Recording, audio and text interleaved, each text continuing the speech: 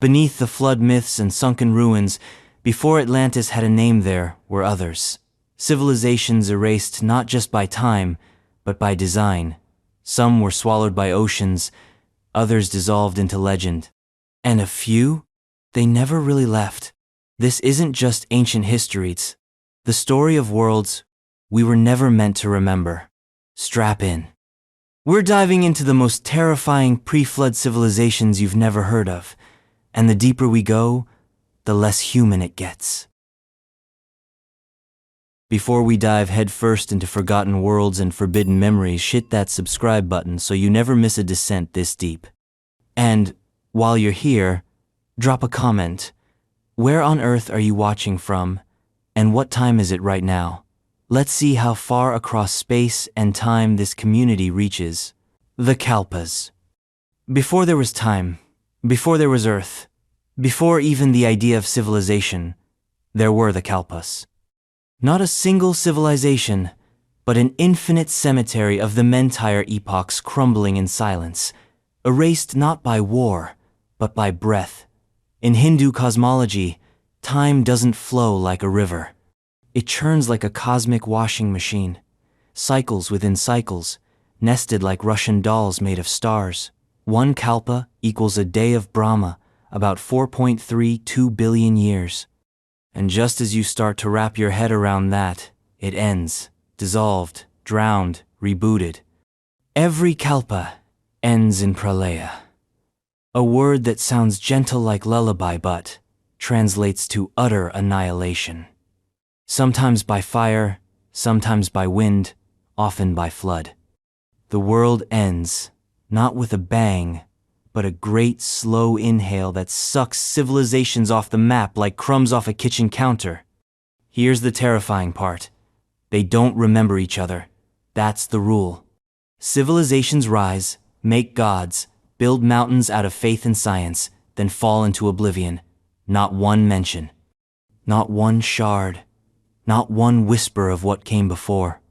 This isn't reincarnation. This is erasure. The survivors of each cycle are few. Maybe a rishi meditating in a cave. Maybe a turtle the size of a continent.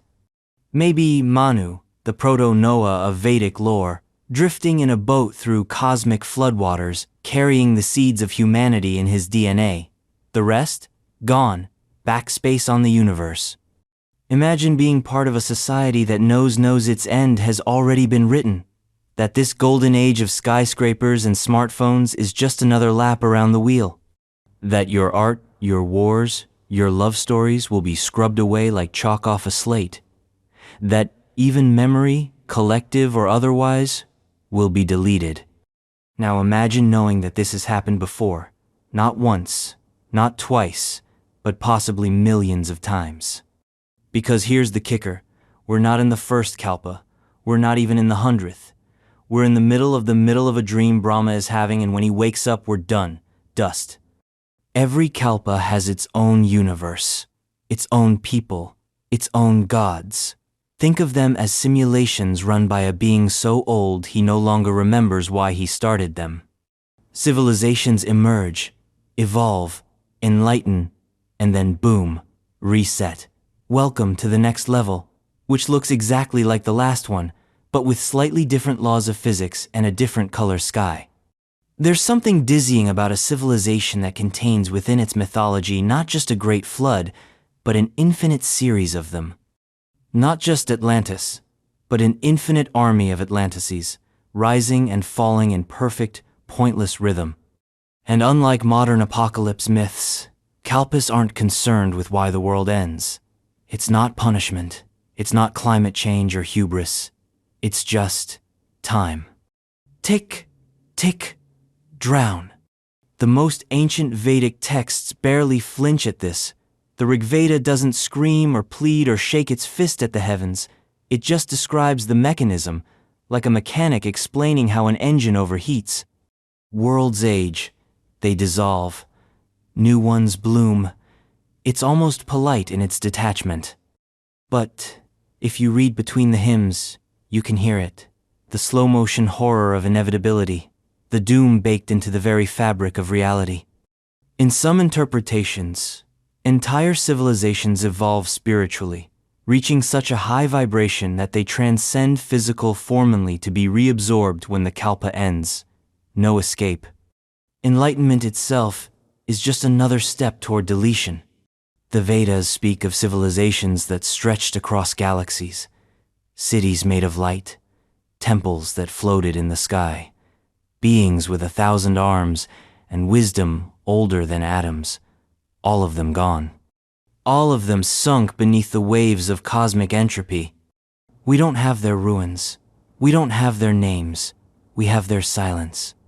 And the silence is deafening. That's what makes the Kalpas terrifying. Not the scale, not even the flood, but the idea that our civilization are empires, our dreams, our Netflix QEsis just one of countless drafts in a manuscript that no one is reading. In the Mahabharata, there are mentions of weapons so powerful they mimic nuclear explosions. Some say these are metaphors. Others think they're memories. Memories from a kalpa ago, when humanity reached its peak and then drowned in its own perfection. Science doesn't believe in kalpas, but it does believe in extinction events, ice ages, volcanoes, flood basalts, the Toba supereruption, asteroids that hit with the force of 1,000,000 Hiroshimas. Every few million years, a reset button gets hit. Coincidence? Maybe. Or maybe our fossil record is just a layer cake of forgotten kalpas, each one buried deeper, each one less recoverable than the last. We think we're at the top of the pile, but maybe we're the mulch. The kalpas don't warn. They don't prophesy. They don't even care. They just happen. When the wheel turns, it turns. No survivors except the concept of survival. No monuments except the memory of sand. The Vedic vision of time is terrifying because it doesn't center us. We are not the beginning. We are not the end. We are a flicker. A thumbnail in a gallery of thumbnails, most of which are locked behind the cosmic paywall of non-existence. And yet, somewhere in the folds of the Mahabharata, there's a whisper that perhaps, just perhaps, in rare moments, echoes from past kalpas can bleed through. A face in a dream. A number you shouldn't know. A myth that feels too real. If that's true, then maybe we're not entirely alone in our impermanence. Maybe the dead civilizations watch us, root for us, or curse us. Maybe we are the ghost story they tell each other in the void. And maybe, just maybe, one of them fought it, refused the drowning, left behind something more than silence, a warning, a relic. Buried beneath myth, hidden in code, whispered in a dream, waiting to be found. Which brings us to the next civilization. Not myth, not scripture, not widely known at all. A race so obscure that most scholars scoff at their name, and yet their legend refuses to die. The Valusians. The Valusians. They were not supposed to exist. That's how every forbidden story begins, isn't it? With the kind of denial that makes historians twitch and dogmas buckle. The Valusians are one of those names you'll never find in a textbook, not because they don't belong, but because they never asked for permission. They're not a civilization you study. They're a whisper you overhear, a shadow that moves in a fossil record that has no bones. To even say the word Valusian is to risk ridicule, fringe theory, pseudoscience, esoterica with a side of madness. But if you trace the rumor, if you follow it back far enough through arcane texts, cracked tablets, occult manuscripts, and the unblinking eyes of dead gods, you start to see their shape. A race before races. A civilization before memory. An intelligence that didn't evolve so much as arrive. The Valusians are said to have emerged in the age before history began recording. Not before our history, before any history. This was not the last cycle. This was before the first. In some tellings, they are reptilian. Not in the conspiratorial YouTube rabbit hole sense, but in a primordial, blood memory way. Think less lizard people and more serpent intellect. Cold-blooded logic. So old it became myth. In other accounts, they are amphibious, their skin translucent, their eyes vast and black and unblinking, architects of continents, not dwellers on land but the ones who shaped it. They didn't build pyramids, they sculpted tectonic plates. According to the weirdest and most persistent lore, the Valusians ruled an antediluvian empire that stretched from pole to pole, not just across the surface of the earth, but beneath it. Their cities were built downward, not upward. No spires, no towers. Just layers upon layers of crystalline caverns glowing with a cold inner light. Places with names that taste like quartz and ash when spoken aloud. They communicated not with words, but with resonance.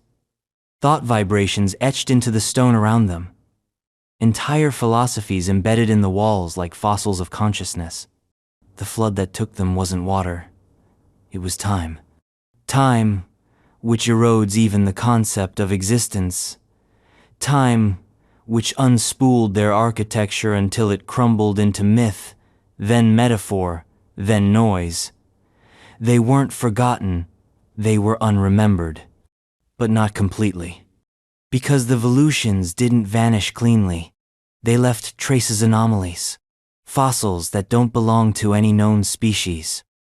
Artifacts with isotopic signatures that scream of fabrication beyond the capabilities of early any man, ancient tunnels in impossible places, languages that predate language. The kind of evidence that gets quietly misplaced in museum basements, or reclassified until it stops asking questions. There's a pattern here, not one of technology, but of design. Recurring motifs in petroglyphs on opposite ends of the earth, serpentine spirals, diamond eyes. The triple-pronged glyph that appears in the Andes, the Sahara, and the deep caves of Eastern Europe, too similar to be coincidence, too inconvenient to be accepted. If the Valusians existed, they didn't fall to hubris. They didn't perish in a war. They didn't even drown in a traditional flood. They were edited, cropped out of the narrative. Because their existence raises too many questions and answers none. They are the glitch in the simulation. The reminder that maybe Earth isn't just a rock in space but a womb. And the Valusians were the first miscarriage. But let's talk about fear, because that's the spine of this whole thing. What makes the Valusians terrifying isn't their age, it's their return. According to some esoteric traditions, Lovecraftian borrowings, theosophical fragments, and what remains of Atlantean lore, Valusians aren't extinct, they're dormant, waiting beneath the crust, in cities of still functioning geometry, preserved in stasis fields or calcified in astral latency, dreaming, watching. They don't operate on timelines, they operate on epochs.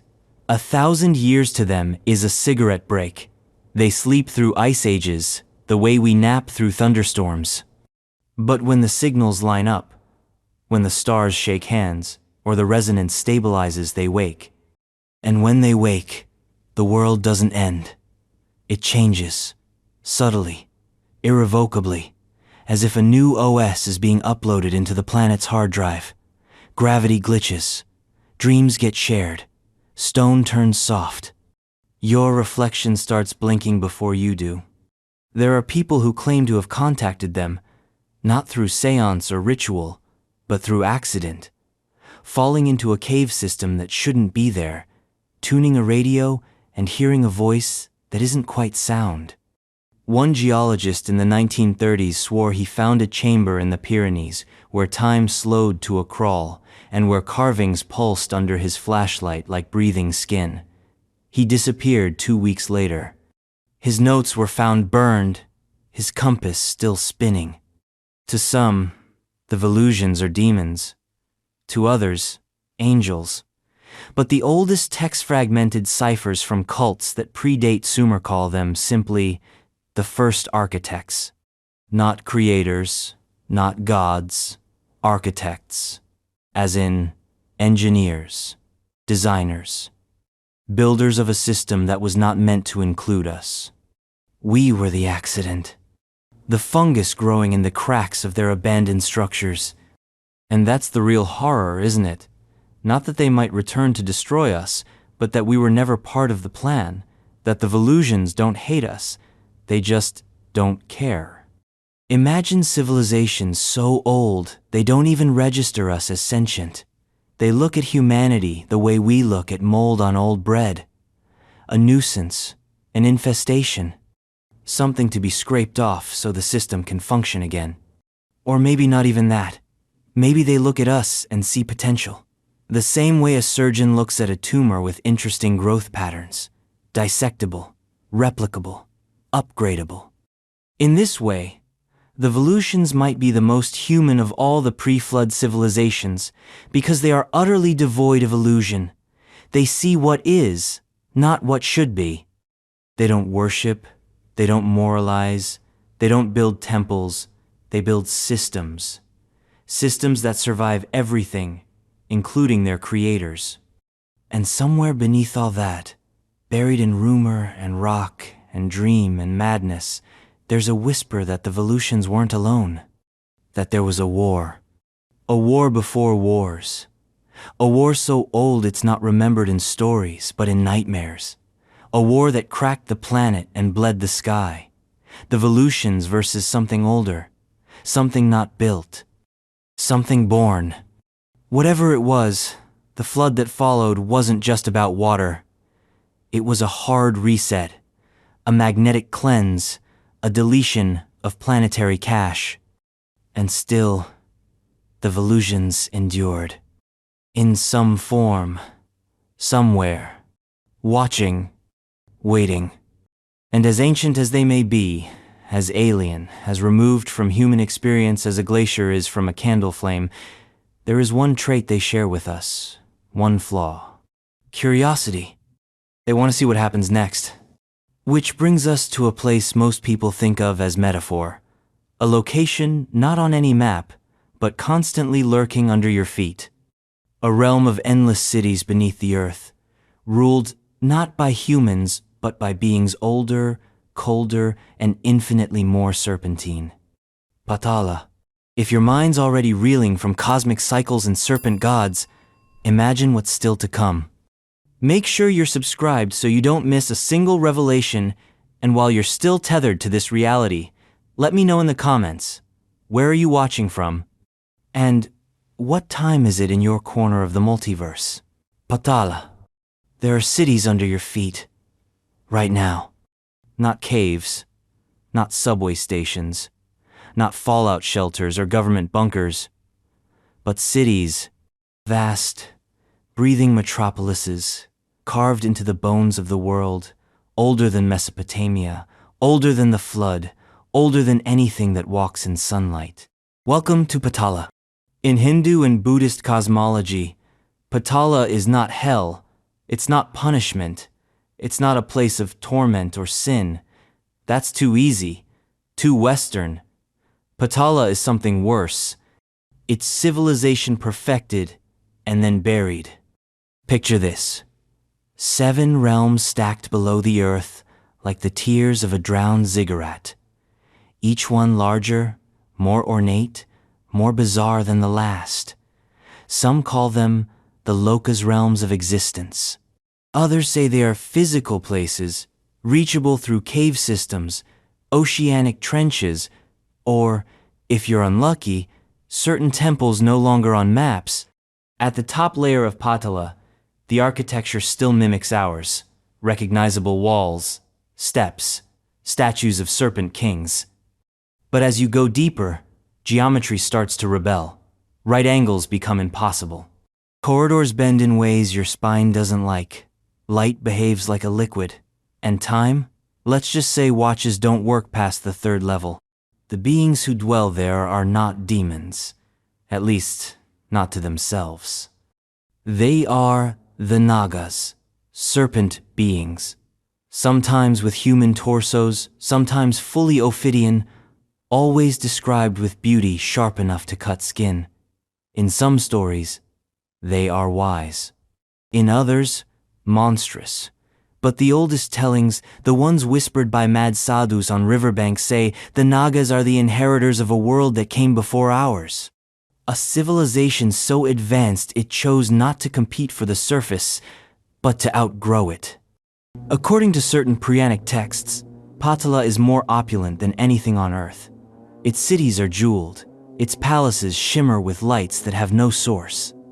The air itself vibrates with mantra frequencies that could boil your blood or calm your soul depending on your intent.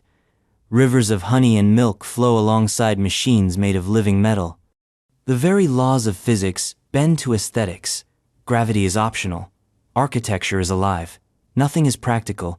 Everything is symbolic. And that's what's terrifying. Because the surface world, our world, is built on survival, function, utility. But in Patala, existence is ritual. Every building is a yantra. Every movement a ceremony. You don't live in Patala. You perform existence there. Which begs the question, how old does a civilization have to be before survival becomes boring? Some traditions claim that Patala was created by the gods. Others, that it existed before the gods themselves. A realm not of punishment or reward, but containment. The Nagas were not banished. They were curated because they knew too much. It's said that in the earliest Yugaso's golden ages, when beings lived for tens of thousands of years, the surface and the underworld were one, trade routes between realms, pilgrims climbing up and down spiritual ladders. Then something changed. A boundary was drawn, access revoked, the stairways sealed. Why? Depends who you ask. The Vedics might say it was cosmic balance. Theosophists might whisper of an ancient war between the surface dwellers and the subterranean gods. And the Buddhists? The esoteric ones? They'd say Patala wasn't sealed off for our protection. It was for theirs. Because we ruin everything. There's a story obscure, almost apocryphal, about a human who found their way to the lowest level of Patala. Not a hero, just a seeker, a mystic with no name. They wandered through levels of increasing unreality, passed through the river of memory, walked barefoot on the lattice of echoes. Finally, they stood before the throne of Vasuketha Naga king. Being so massive, his coils wrapped the city like a belt. Vasuki welcomed them, offered knowledge, enlightenment, all the truths of the universe tattooed on his scales. The mystic returned to the surface and went mad within 3 days. Not from horror, but from clarity. Because some truths do not set you free. Some truths make everything else obsolete. And once you've seen the shape of the cosmos from Patala's deepest vaults, you can never see a sunset the same way again. That's what the Nagas protect. Not gold, not secrets, perspective. They know what we don't, that our civilization is not the peak of evolution. It's a sandcastle in the tidal zone. Pretty, temporary. Patala has seen empires rise and fall, like lungfuls of air. They don't intervene. They don't conquer. They endure. But endurance has its price. In the Buddhist versions of this mythos, Patala overlaps with the lower realms of desire. It's not punishment, it's temptation. A place so seductive, so beautiful, that even bodhisattvas can lose themselves in its elegance. It's not hell, it's the velvet trap, the civilization too advanced to bother with transcendence. Why escape the cycle when you've already hacked it? But some say the Nagas are growing restless, that their cities once silent in their perfection air, humming louder, that earthquakes aren't tectonic, but vocal. That volcanoes are burps from something ancient reawakening, that sinkholes are invitations. After all, we've been digging, mining deeper, fracking harder, sending sonar pings into trenches that weren't meant to echo. What if we ping back the wrong frequency? There are modern tales quite once of explorers finding impossible chambers in the Amazon, in the Himalayas, in the depths beneath Derinkuyu in Turkey, places where statues of snake-headed gods stand too tall for their corridors. where torches refuse to light, but the air glows anyway, where compasses spin and languages speak themselves into your bones. Patala might not be a myth. It might be a memory. Or worse, a mirror. Because what's more terrifying than discovering an ancient subterranean civilization? Realizing it's better than yours. More elegant, more advanced, more patient. And maybe not done. Because if Patala's seals are weakening, if its gates are shuddering under the weight of curiosity, then something is coming. Not war. Contact. And when that happens, we won't be met with hostility or invasion. We'll be met with pity. A slow, knowing smile from a serpent god whose realm has watched ours for millennia and found it quaint. But what if Patala isn't the deepest realm? What if beneath even their jeweled vaults lies something purer, older, untouched by any material stain? Not underground, not underwater, but somewhere else entirely. Somewhere blindingly white. Welcome to the White Island. The White Island. Off the western edge of the known world past, the crumbling cliffs and seafoam lullabies of myth-soaked Ireland, there is a place no sailor returns from, yet all dream of. They call it the White Island. Not because of snow, not because of bone, but because of the light. An island drenched in radiance, unreachable, unyielding, and unforgiving in its perfection. It is a place untouched by death, a land uncorrupted by time, and if you believe the oldest whispers of Celtic lore, it's not an afterlife, it's a before life. The White Island exists not at the end of the story, but at its very beginning. A pre-world, a pure world, a realm from before the flood, before the fall, before the very idea of entropy. And that's what makes it terrifying. Because unlike Atlantis or Lemuria or Mutho's cautionary tales of ambition turned to ruin the White Island, didn't fall. It simply withholds. It remains. Its name changes, as all ancient truths do. In the Labor Gabala Erentha Book of Invasions it echoes under the names of Tir na Nog, Magmel, and the Land of Promise, each one coded in poetic misdirection. Fields of eternal youth, lands of music and feasting, shorelines that shimmer in the corner of your eye but vanish when approached, stories so soaked in allegory that scholars call them metaphors. But here's the trick. When every myth says the same thing, it stops being metaphor. It becomes map. The White Island has no coordinates, but its features are consistent.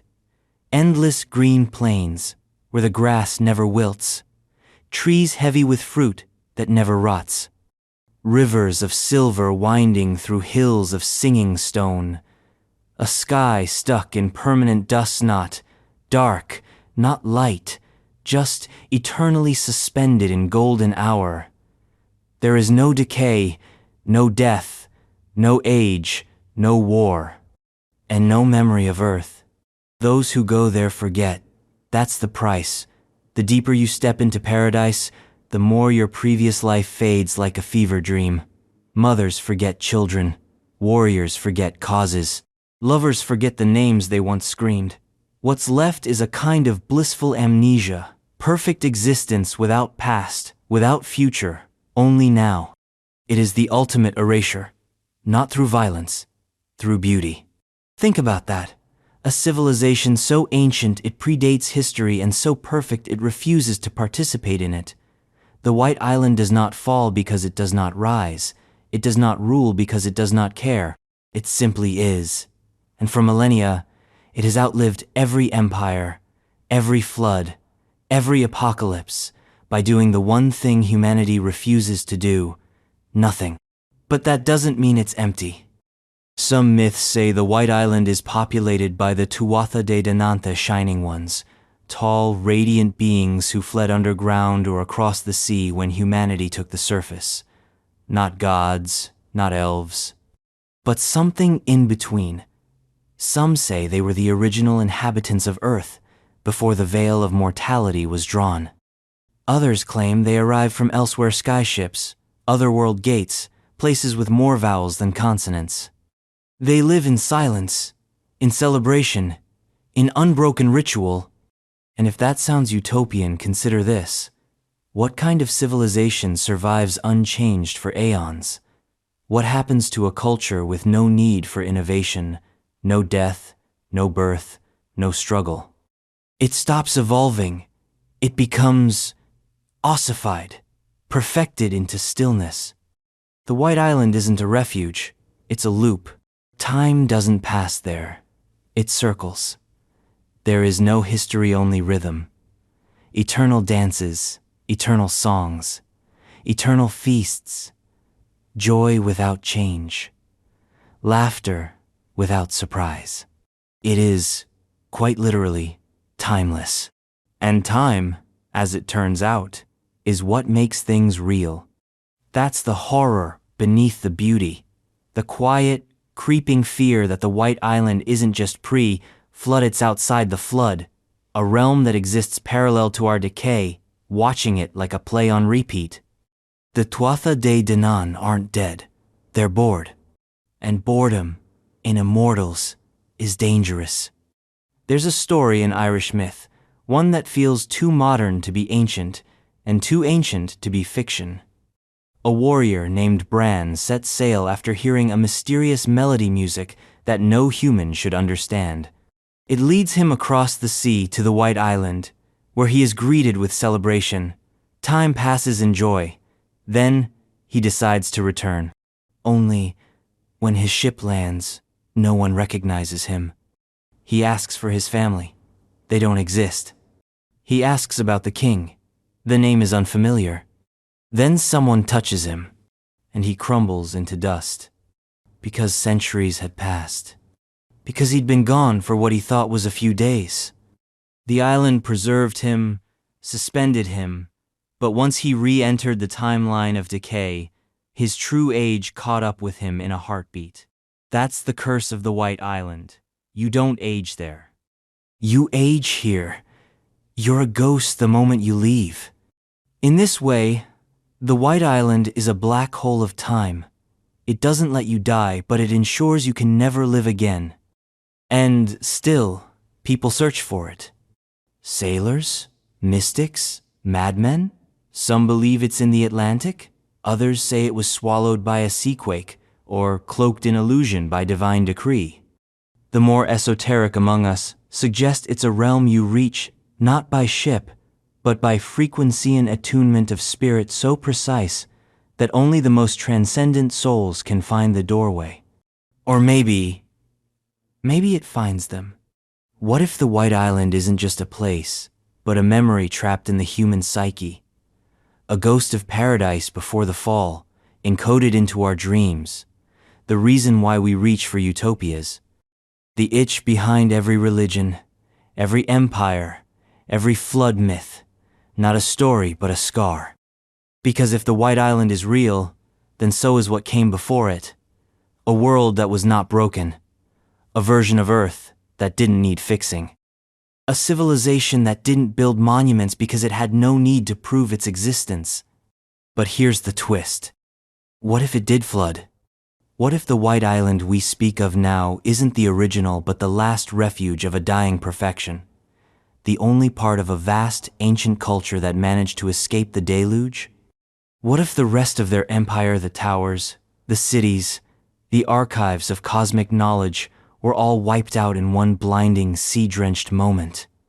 And what remains is this: a fragment, a memory, a sliver of divine architecture adrift on the other side of reality, hoarding what's left of paradise.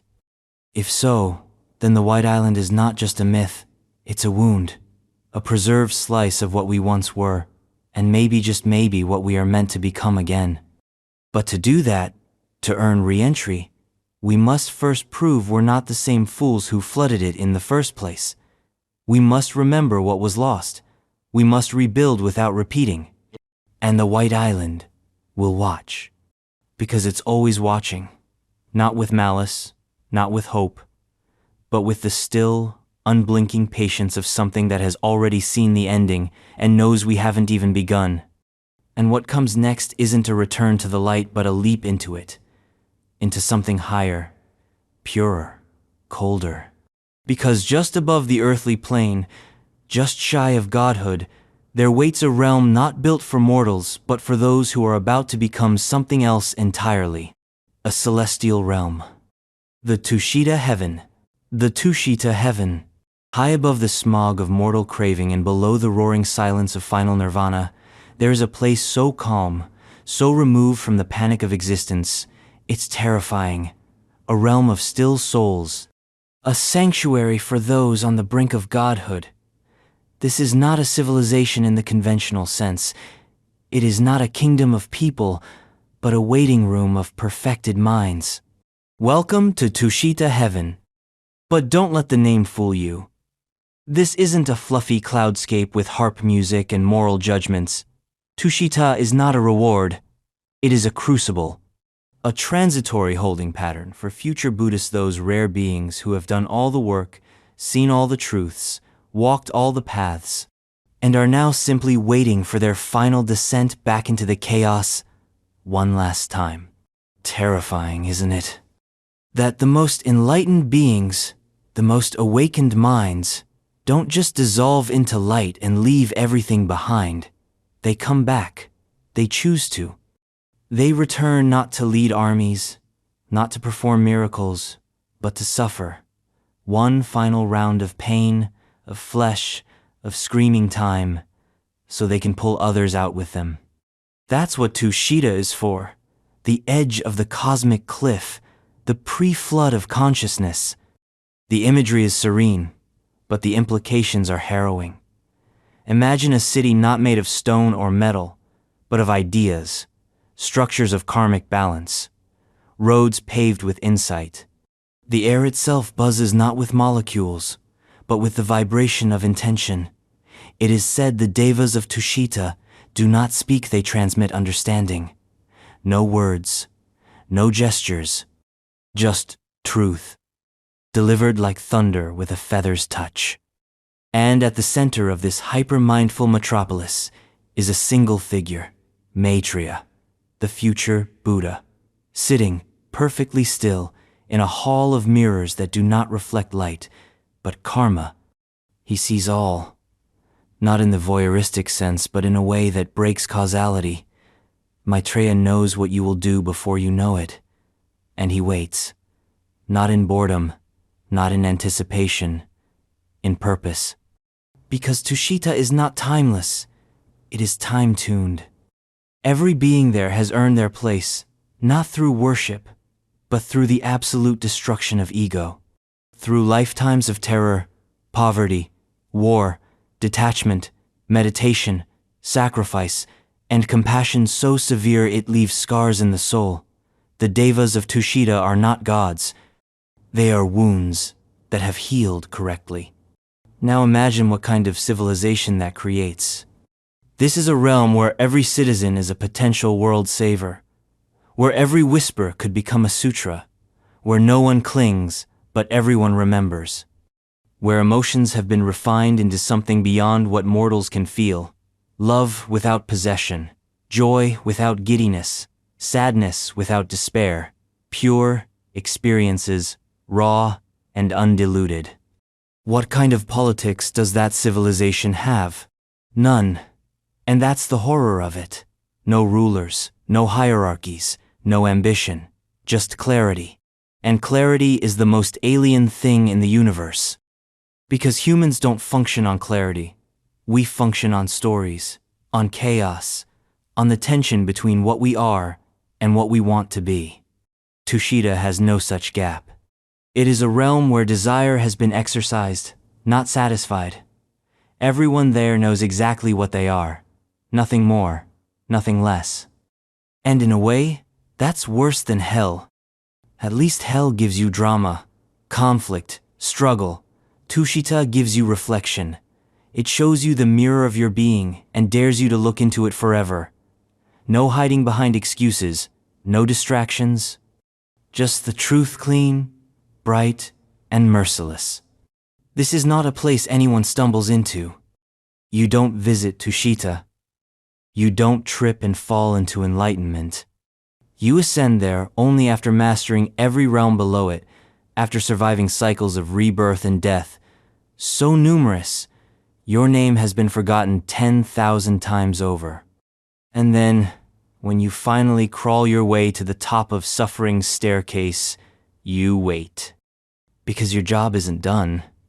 Maitreya, the heart of Tushita, isn't just lounging on some cosmic chaise. He's studying, observing, preparing. He watches the world not as a deity dispensing lightning bolts, but as a physician diagnosing a patient. Earth is sick. Humanity is in a fever dream. And when the time is right, he will return not to cure, but to teach. And through that teaching, liberation will spread like fire across dry grass. So why is this terrifying? Because it means the most enlightened beings we can imagine are watching and not acting. Not yet. They see the war, the pain, the entropy, the moral erosion. They see the flood coming, and they wait. Because Tushita isn't about rescue, it's about readiness. You don't save a world that isn't ready to be saved. That's the most horrifying doctrine of all. You have to drown before you learn to swim. And this isn't a metaphorical flood we're talking about. In Buddhist esoterica, the universe operates in cycles.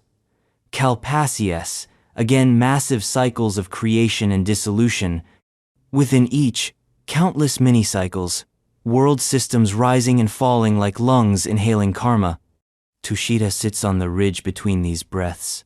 The beings within it have seen floods that erased entire civilizations, not just on Earth, but on worlds across the infinite mandalas of space-time. Floods of water, floods of fire, floods of ideology, waves of ignorance, so thick they collapse galaxies. And still, the city waits. There are hint-subtle, spine-tingling ones that Tushita has records. Not books, not data, but vibrational imprints of every civilization that ever reached the brink of awakening and fell back into sleep. Maybe the White Island is stored there. Maybe the cities of Patala. Maybe even the Valusians, frozen as a warning. A cautionary tale preserved in karmic amber. Tushita does not forget.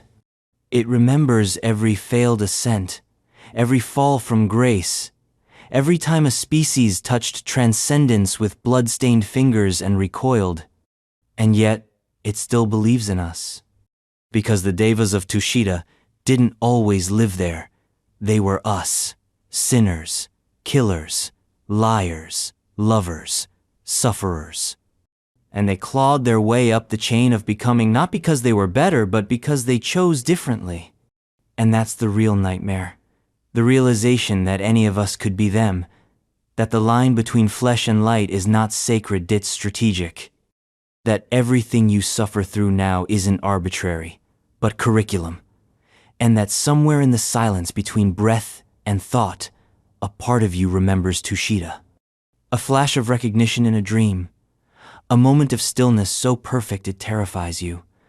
That's the echo, the karmic tether. The devas call it readiness. We call it déjà vu. Because eventually, someone will descend, Maitreya will rise, not as a god, but as a human, flesh and bone and breath. He will speak, and his words will rearrange the molecular structure of reality. And when he does, every flood myth will activate. Not as warnings, but as timelines. It has happened before. It will happen again. And from Tushita's perfect stillness, the next phase begins. Which brings us back plummeting down the cosmic ladder to something less divine, more monstrous. Something that builds not with enlightenment, but with fear. Something that sculpts cities into cliffs of madness, then drowns them in glacial contempt. The cities of the elder race. The cities of the elder race. There are ruins on this planet that do not belong to us. Not ours, not apes, not gods. Something else. Something that came before all stories, all languages, all warm-blooded dreams of progress. Something that does not care for human notions of time or meaning. And when those ruins are uncovered half frozen in Antarctic ice or crumbling in desert stone, the silence they emit is not just absence, it's resistance, a kind of anti-memory. You look too long, and you start forgetting what you came to find. These are the cities of the Elder Race. They are not myth in the way Atlantis is myth. They do not come with cautionary tales or flowery metaphors. They do not carry morals. They simply are. Monuments to minds we cannot understand, built not for beauty, not even for function, but for something else, something colder, something without soul. In Lovecraft's darkest imaginings, the Elder Race predated humanity by hundreds of millions of years. Let that marinate for a second. We're not talking ancient Egyptians, old, or last ice age old. We're talking before vertebrates crawled out of the sea, when the planet was raw and volcanic, when the continents hadn't yet figured out where to sit. They arrived then extraterrestrial or interdimensional. No one knows, and they built. What they built defies description. That's not poetic exaggeration, it's a structural fact. Their cities do not conform to Euclidean geometry. Angles behave incorrectly. Walls bend away from light. Doorways are shaped for bodies that are only hinted at starfish-like, radial, multi-eyed, fluid-limbed things that moved in ways we do not and cannot. And yet, they had culture, art, science, order. They weren't monsters, they were engineers. The Elder Race created life not as an act of divine whimsy, but as a project, biological architecture, experimental ecosystems.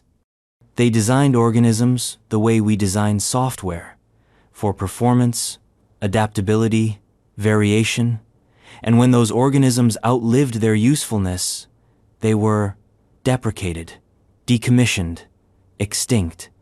One of their creations? The Shoggoths.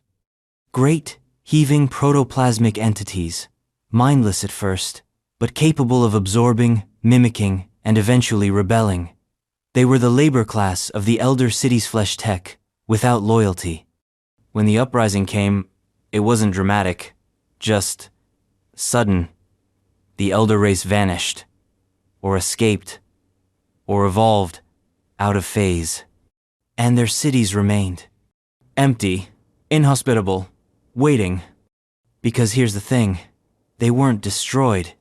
Floods came, yes, glacial epochs, tectonic shifts, oceans rose and fell, and still the black spires stood. Their materials don't decay, their architecture doesn't collapse. Their logic is immune to entropy. In Lovecraft stories, scientists uncover their remnants in Antarctica, buried under miles of ice, perfectly preserved, not fossilized, functional. Imagine drilling through ancient strata, expecting bone or coal, and hitting a corridor smooth, clean, humming at a frequency just shy of comprehension. You enter, and something enters you. Not physically, conceptually, a viral architecture. Your brain, unshielded, starts reshaping itself around geometry that predates thought. You dream in colors that don't exist. You taste numbers. You begin to remember something you never knew. That's the effect of the Elder Cities. They're not just places, they're conditions. And they're not isolated to Antarctica. There are whispers of similar ruins deep beneath the Pacific, scattered across the Sahara, embedded in the tectonic scars of what used to be supercontinents. Because the Elder Race didn't settle in one place, they colonized the whole Earth, built latticeworks of knowledge beneath our feet, not to be found but to influence. And that's the real horror. What if their cities are still active? Not technologically, psychically. What if they're broadcasting?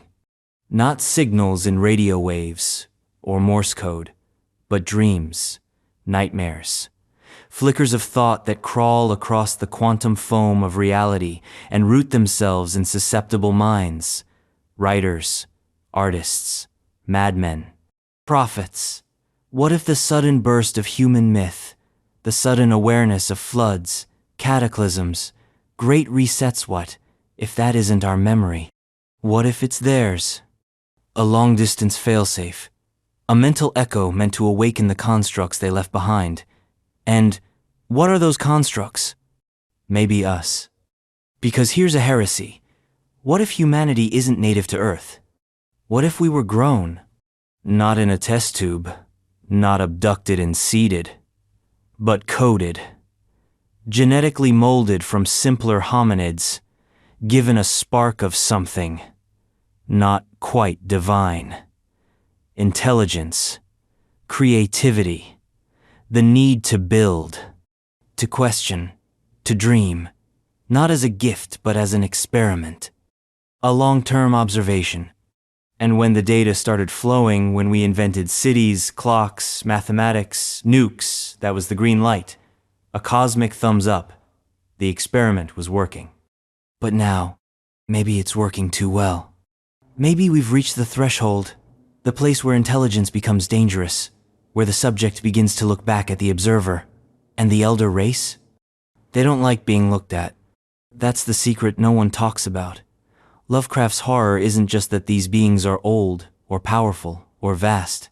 It's that they don't care about us. Not love, not hate, just nothing. We are ants studying the blueprint of a skyscraper, thinking we've uncovered meaning. The cities of the elder race weren't meant for us, but we keep finding them. And every time we do, we go mad. Because madness isn't a boogits, a defense system, a psychic firewall. The closer you get to understanding them, the more your brain folds in on itself. Your logic spirals, language fractures. You see too much and become less. But some still push forward. Some see the madness as a rite of passage, secret societies, underground labs, cold-blooded cults with access to relics not made of stone, but of hyperalloys and glass that bleeds light. They build machines based on recovered schematics. They call to the void, thinking it will answer with wisdom. But the void answers only with presence. A slow, creeping realization that you were never alone, that the ruins beneath the ice are listening, that the dreams you thought were yours were borrowed, that your sense of self was overwritten centuries ago, line by line, by a code so old it forgot its own purpose. And maybe, just maybe, it's waking up. Maybe the cities of the elder race are not ruins at all. Maybe they are eggs, waiting, not to be inhabited, but to hatch. And when they do, we won't be killed, we'll be replaced. Version 1.0 being overwritten by the original OS. The update has already begun, and it's not alone. Because in the ashes of their fall or their departure, something else crawled into the ruins, another ancient people, slithering in the shadows of the dead gods, a race that once ruled the earth with scales and venom, only to be buried, forgotten, but never quite gone. The Serpent People, the Serpent People. Beneath the skin of history, something cold coils, something ancient, something hungry. Long before humans etched their first symbols into stone, before the first spark of fire was tamed, before even the earliest apes stared up in fear at the stars, the earth belonged to the Serpent People. No, not metaphorically, not symbolically, literally. Scales, fangs, eyes like molten gold, minds sharp enough to carve worlds. The Serpent People weren't just another lost race in the parade of prehistoric tragedies. They were civilization incarnate, perfectly adapted, ruthlessly intelligent, and staggeringly old. In Robert E. Howard's mythos, which bled its venom into Lovecraftian lore, the Serpent People ruled an Earth still young, when the continents hadn't yet drifted apart, and the oceans were thicker, darker, less forgiving. They didn't rise like we did. They were always there. The fossil record is suspiciously silent on them, but so are snakes in the grass. Theirs was a legacy not of loud monuments or skyscraping towers but of shadow. They built downward, inward, in secrecy and seclusion, mastering not only the physical sciences, but the arcane. While early mammals scuttled in fear and firelight, the Serpent People sculpted thought like clay. Magic wasn't a superstition to them. It was a tool, a technology. They bent time, cracked space, spoke languages that made human tongues bleed. Some say they invented hypnosis. Others say they didn't invent it so much as are it. Their very presence whispered command into your nerves. You obeyed not because you wanted to, but because the possibility of disobedience had been surgically removed. This wasn't a kingdom, it was a hive mind, sharpened into a blade. They ruled the earth not with war, but with inevitability. And yet, they fell. Because no matter how perfect a system seems, no matter how deep its roots grow, something always slips through the cracks. A mistake, a mutation, a rebellion.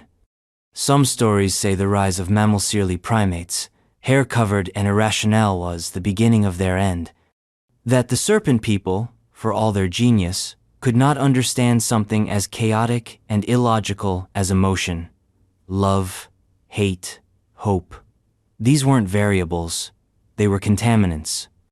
And we were full of them. Humanity didn't conquer the Serpent People with spears. We infected them with unpredictability. Our minds didn't work like theirs. We were sloppy, anomalous. And in time, we outbred them, outlasted them. Our myths buried theirs. Our gods crushed theirs. Our flood myths washed over their ruins. But that's not the full story. Because the Serpent People didn't vanish. They went under. Literally and metaphorically. They tunneled deeper into the earth below the caves, below the crust, into realms of molten stone and whispered geometry. There, they waited. Not sleeping, not dead, just quiet. Because they were playing the long game. After all, time means nothing to a species that already watched the continents shift. In some tellings, they became infiltrators, shapeshifters, masters of illusion, able to mimic human form so perfectly that no one noticed the flicker of a forked tongue or the vertical slit of a reptilian eye. They slid into temples, courts, dynasties. They whispered in the ears of kings and gods, and slowly, patiently, they guided us not to enlightenment, but to entropy. We became their greatest weapon. Because the Serpent People don't need armies. They only need influence. If you've ever wondered why certain ideas persist across every human civilization, serpents as sacred, serpents as evil, serpents guarding gateways and wisdom and death, it's not a coincidence. It's a residual fingerprint, the echo of a reign so absolute it infected the subconscious of our species. Even Eden wasn't safe. A serpent, offering knowledge, forbidden knowledge. The first whisper of rebellion against divine order. And what did we do? We listened. That's the trick. The Serpent People don't force. They suggest. They insinuate. They offer just enough truth to make the lie irresistible.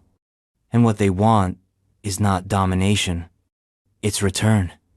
Return to a world before warmth, before chaos, before mammals stunk up the ecosystem with drama and poetry. A return to the cold-blooded logic of the old earth, to a time when instinct was law and thought was a weapon. And maybe, just maybe, they never really left. Some claim their descendants still slither beneath our cities, cults that trace their lineage back to the antediluvian age, preserving rituals, waiting for the stars to realign, waiting for the flood to reset the playing field. Because if there's one thing serpents understand, it's the cycle. Eat, shed, sleep, awaken. In this vision, the flood is not a catastrophe. It's a molting. The earth slows off its current infestation, its factories, its empires, its optimism.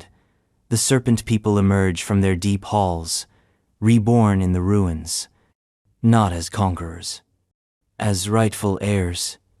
And what makes this terrifying isn't their venom or their magic, it's their patience. We are frantic. They are still. We reach. They wait. And in their stillness they remember. The cities we build now are not new. They are copies, parodies, simulations of architectures already perfected, forgotten, buried. The domes, the spirals, the underground sanctuaries, we think we invent these things. But the blueprints are older than our bones. They're not ours. They were left behind. Because the Serpent People knew we'd rise. They knew we'd build. And they knew eventually we'd dig. And what happens when we dig too deep? We find home. Not our home. Theirs. And in that moment, when the threshold cracks open and the old eyes blink again, we won't be invaded. We'll be recognized. Not as enemies. As replacements. Brittle, disobedient versions of a system that once ran smoothly. And like any good system, the original code will reassert itself. The reset begins. But it won't be clean. The Serpent People may have the mind, but they lack the soul. And something else remembers. Something older. Something sacred. A whisper from before both snake and man. From a time when the earth itself was not divided by flesh or form, but by intention. The Pre-Adamic Races. 7 civilizations down, and we've barely scratched the seabed. If your brain's still intact, hit that subscribe button before we go any deeper. And as always, drop a comment with where you're watching from and what time it is right now. Let's map this descent together across continents and clocks. The Pre-Adamic Races. Before Adam was molded from dust, before the serpent whispered from the boughs of Eden, before even the word fractured the void with light, there were others. They walked in the gardenless world, when the earth was still raw and unnamed.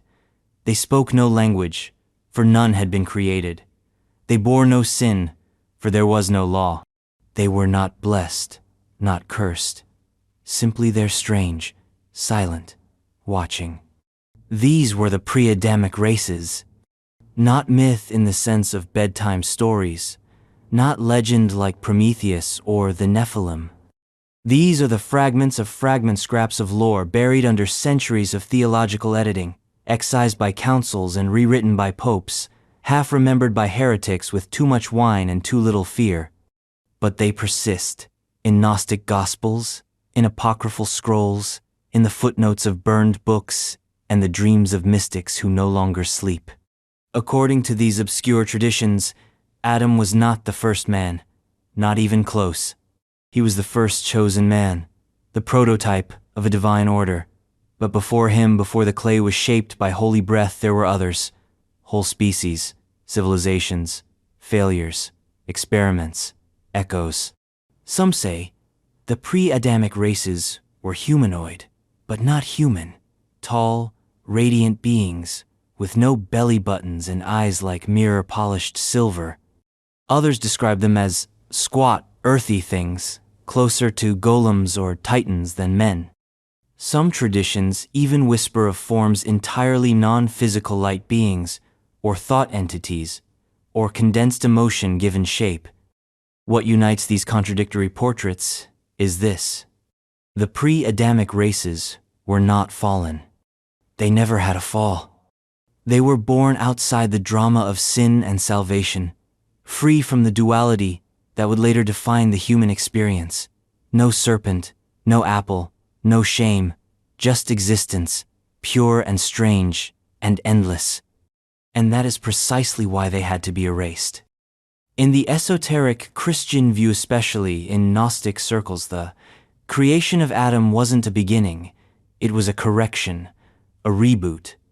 The demiurge, that half-blind architect of the material world, found the pre-Adamic entities too independent, too chaotic, too immune to control.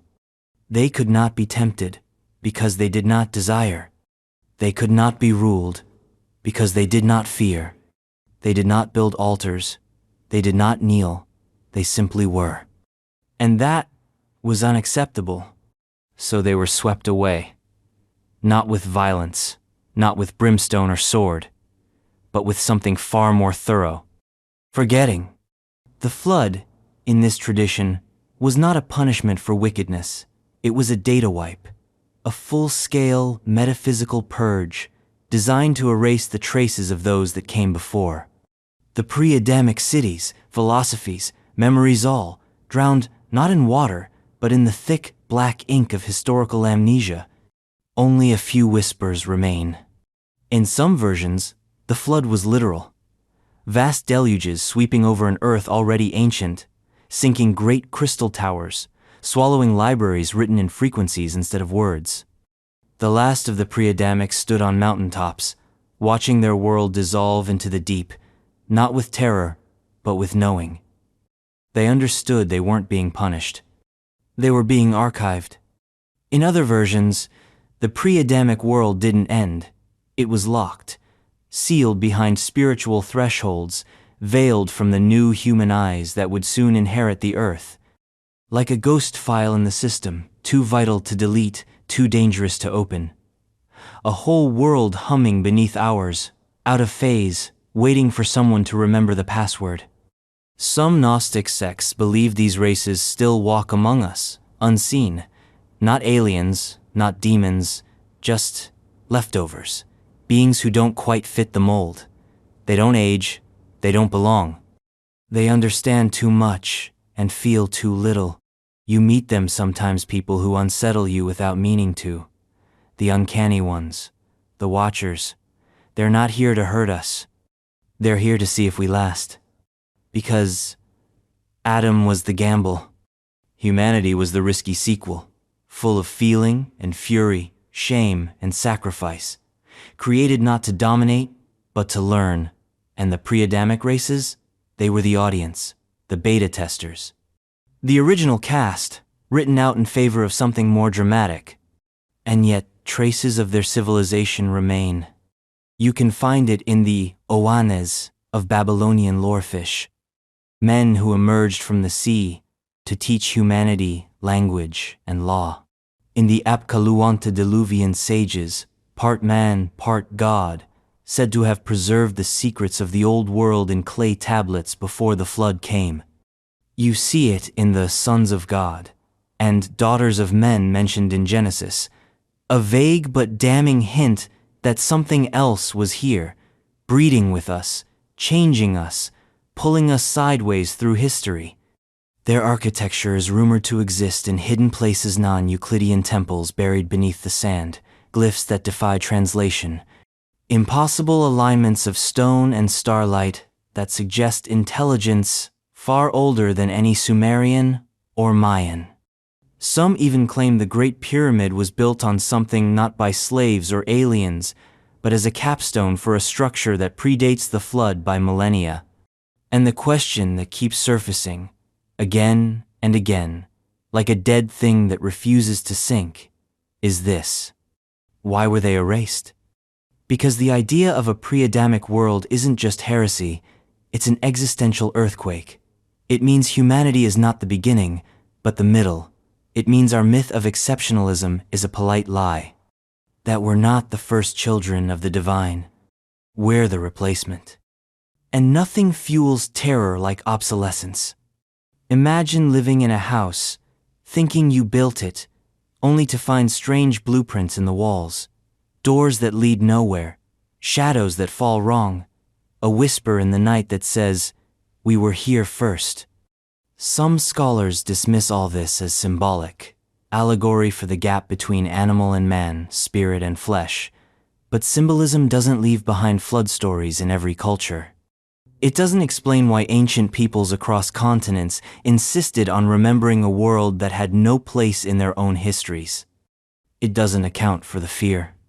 Because if the pre-Adamic races were real, then they are not gone, not truly. Civilizations that old don't die, they retreat. They encode themselves in myth, in blood, in dreams. They wait for the veil to thin, for the frequency to sink, for the apocalypse that isn't an ending but a recall. What if the next flood isn't water? What if it's memory? A tidal wave of forgotten truths crashing into the brittle shoreline of modern belief, washing away the illusions, the dogma, the arrogance, re-exposing the bedrock of something ancient and terrifying and entirely non-human. And when the towers fall and the scrolls unravel and the sky peels back, what will we see standing in the ruins? Not aliens, not angels, just the first tenants of this planet, watching us from the edge of time, smiling, curious, cold, waiting for their turn. And they may not be alone, because while the Pre-Adamic races float in forgotten realms and archival corners of theology, another legend was brewing across the Oceania kingdom, vast and golden, with ships that crossed the world and towers that reached for stars, only to drown beneath angry waves. The Atlantid. The Atlantid. Atlantis, as most people know it, is a punchline, a byword for ancient aliens, mermaid dreams, and crystal-powered submarines. It's the fever dream of conspiracy theorists and day-job geologists who just happen to own too many maps. But what if we strip away the noise? What if we reach into the eye of the storm and pull out not the cliché, but the core, the real, grotesquely forgotten heart of the legend? That's when you meet the Atlantid. Not just a city, not just an island, a civilization. Ignatius Donnelly, a U.S. congressman turned pseudo-archaeological prophet, wasn't the first to talk about Atlantis, but he was the first to weaponize it. In 1882, he published Atlantis, the antediluvian world, and with it, detonated a cultural grenade that's still smoking today. What Donnelly proposed was simple and heretical. All ancient civilizations, Egyptian, Greek, Hindu, Mayan, Sumerian, were not the originators of knowledge, they were inheritors. The torch passed to them was not divine, not evolutionary, but salvaged from a drowned mother culture. Atlantis wasn't a parable, it was prequel. Donnelly's Atlantid wasn't the Atlantis of Disney movies or Crystal Skull conventions. It was a sprawling empire, technologically and socially advanced beyond anything known in the ancient world. With seafaring navies that mapped the globe, with writing systems that predated hieroglyphs, with architecture so precise it could manipulate magnetic fields, or if you believe the footnotes, weather patterns. And it fell. Not because it was evil, not because the gods were angry, but because everything falls. According to Donnelly, the flood myths of nearly every culture are collective trauma-shared memory of a single event, the sudden, catastrophic destruction of the Atlantid civilization. Not myth, not metaphor. History.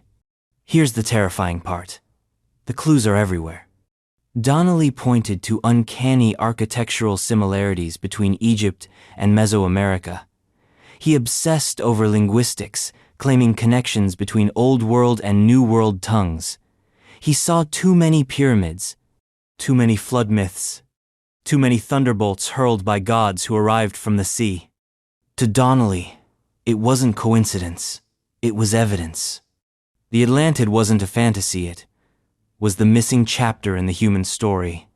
A chapter violently torn out by a planetary cataclysm and buried beneath layers of silt, salt, and shame. But what made Donnelly's Atlantid so chilling wasn't its reach, it was its ambition. This was a civilization that wanted everything. They weren't just farmers or builders, they were terraformers, engineers who didn't merely shape the land, they argued with it. Rivers diverted, mountains hollowed, coastlines dragged like clay. If the legends are to be believed, they even tried to slow the Earth's rotation, not for science, for power. And in the end, nature said no. The deluge came like a whisper wrapped in thunder. Earthquakes, volcanoes, tsunamis. Not one cataclysm, but many. Staggered, coordinated, like the planet itself was defending against an infection. Atlantis wasn't destroyed, it was contained. But civilizations that old never vanish cleanly. They fragment. Refugees scattered across the globe, some to Egypt, where they built ziggurats out of memory, some to Central America, where they taught the calendar to tick, some to the Celtic fringe, where they wove their trauma into myth, becoming sea gods and stone druids. The survivors of Atlantis didn't die. They became culture, and the culture they seeded was afraid. Because they remembered. They remembered the light towers, the weaponized weather, the cities of metal and glass and sorrow. They remembered the gods they had built and buried. And above all, they remembered the water, the betrayal of the sea, the slow rising hunger that swallowed the world. That fear is encoded into everything. In the biblical flood, in the Hindu pralaya, in the drowned cities of Chinese myth, in the memory of Doggerland, swallowed beneath the North Sea, in the shadows of Plato's dialogues, where the Atlantid is described not just as a civilization, but as a warning, because Donnelly's vision doesn't end with destruction. It ends with recurrence. Atlantis isn't gone. It's asleep. The knowledge what little was saved still pulses in the shadows, in the layout of megalithic sites, in the proportions of sacred geometry. In the math we keep rediscovering every time a genius touches a chalkboard and blinks back tears. It's in us, buried like trauma in the collective unconscious. A half-remembered dream we keep trying to recreate with skyscrapers and AI and space stations. But every time we get close-every time, we even smell the threshold something breaks. The lesson remains unlearned. Because the Atlantid wasn't destroyed because it was wicked. It was destroyed because it was finished. That's the real terror. Not that we're heading toward a flood, but that we're repeating the script, walking the same plank in better shoes. Technological acceleration, globalization, megastructures, climate manipulation, political collapse, mythic hubris. All the ingredients are back on the table. The cake is baking again. And this time, we don't have the excuse of innocence. We've read the story. We know how it ends. And still, we march. There are those who believe Atlantis isn't metaphor, that the landmass itself still exists, buried under miles of water and coral, pulsing with machines not yet dead. A slow, quiet consciousness, waiting for humanity to reach the appropriate frequency of rediscovery. We call them dreamers, crackpots. But even Plato was clear. He wasn't inventing. He was remembering. And memory has a strange way of bleeding through. What if the Atlantid isn't a lesson? What if it's a cycle?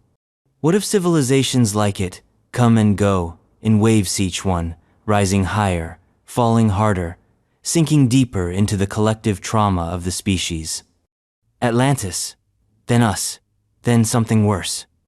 Because there is no bottom to the ocean, no end to memory, and the past doesn't stay buried. It pulses, it calls, it recruits. And one day, we will answer, not with discovery, not with invention, but with recognition. And when that happens, the flood will not be a punishment. It will be a return. But before that tide rises, before the old ghosts climb back onto dry land, we must look deeper still into the myth not of land, but of sea, into something so primordial it isn't even a place, but a force, a hunger older than continents.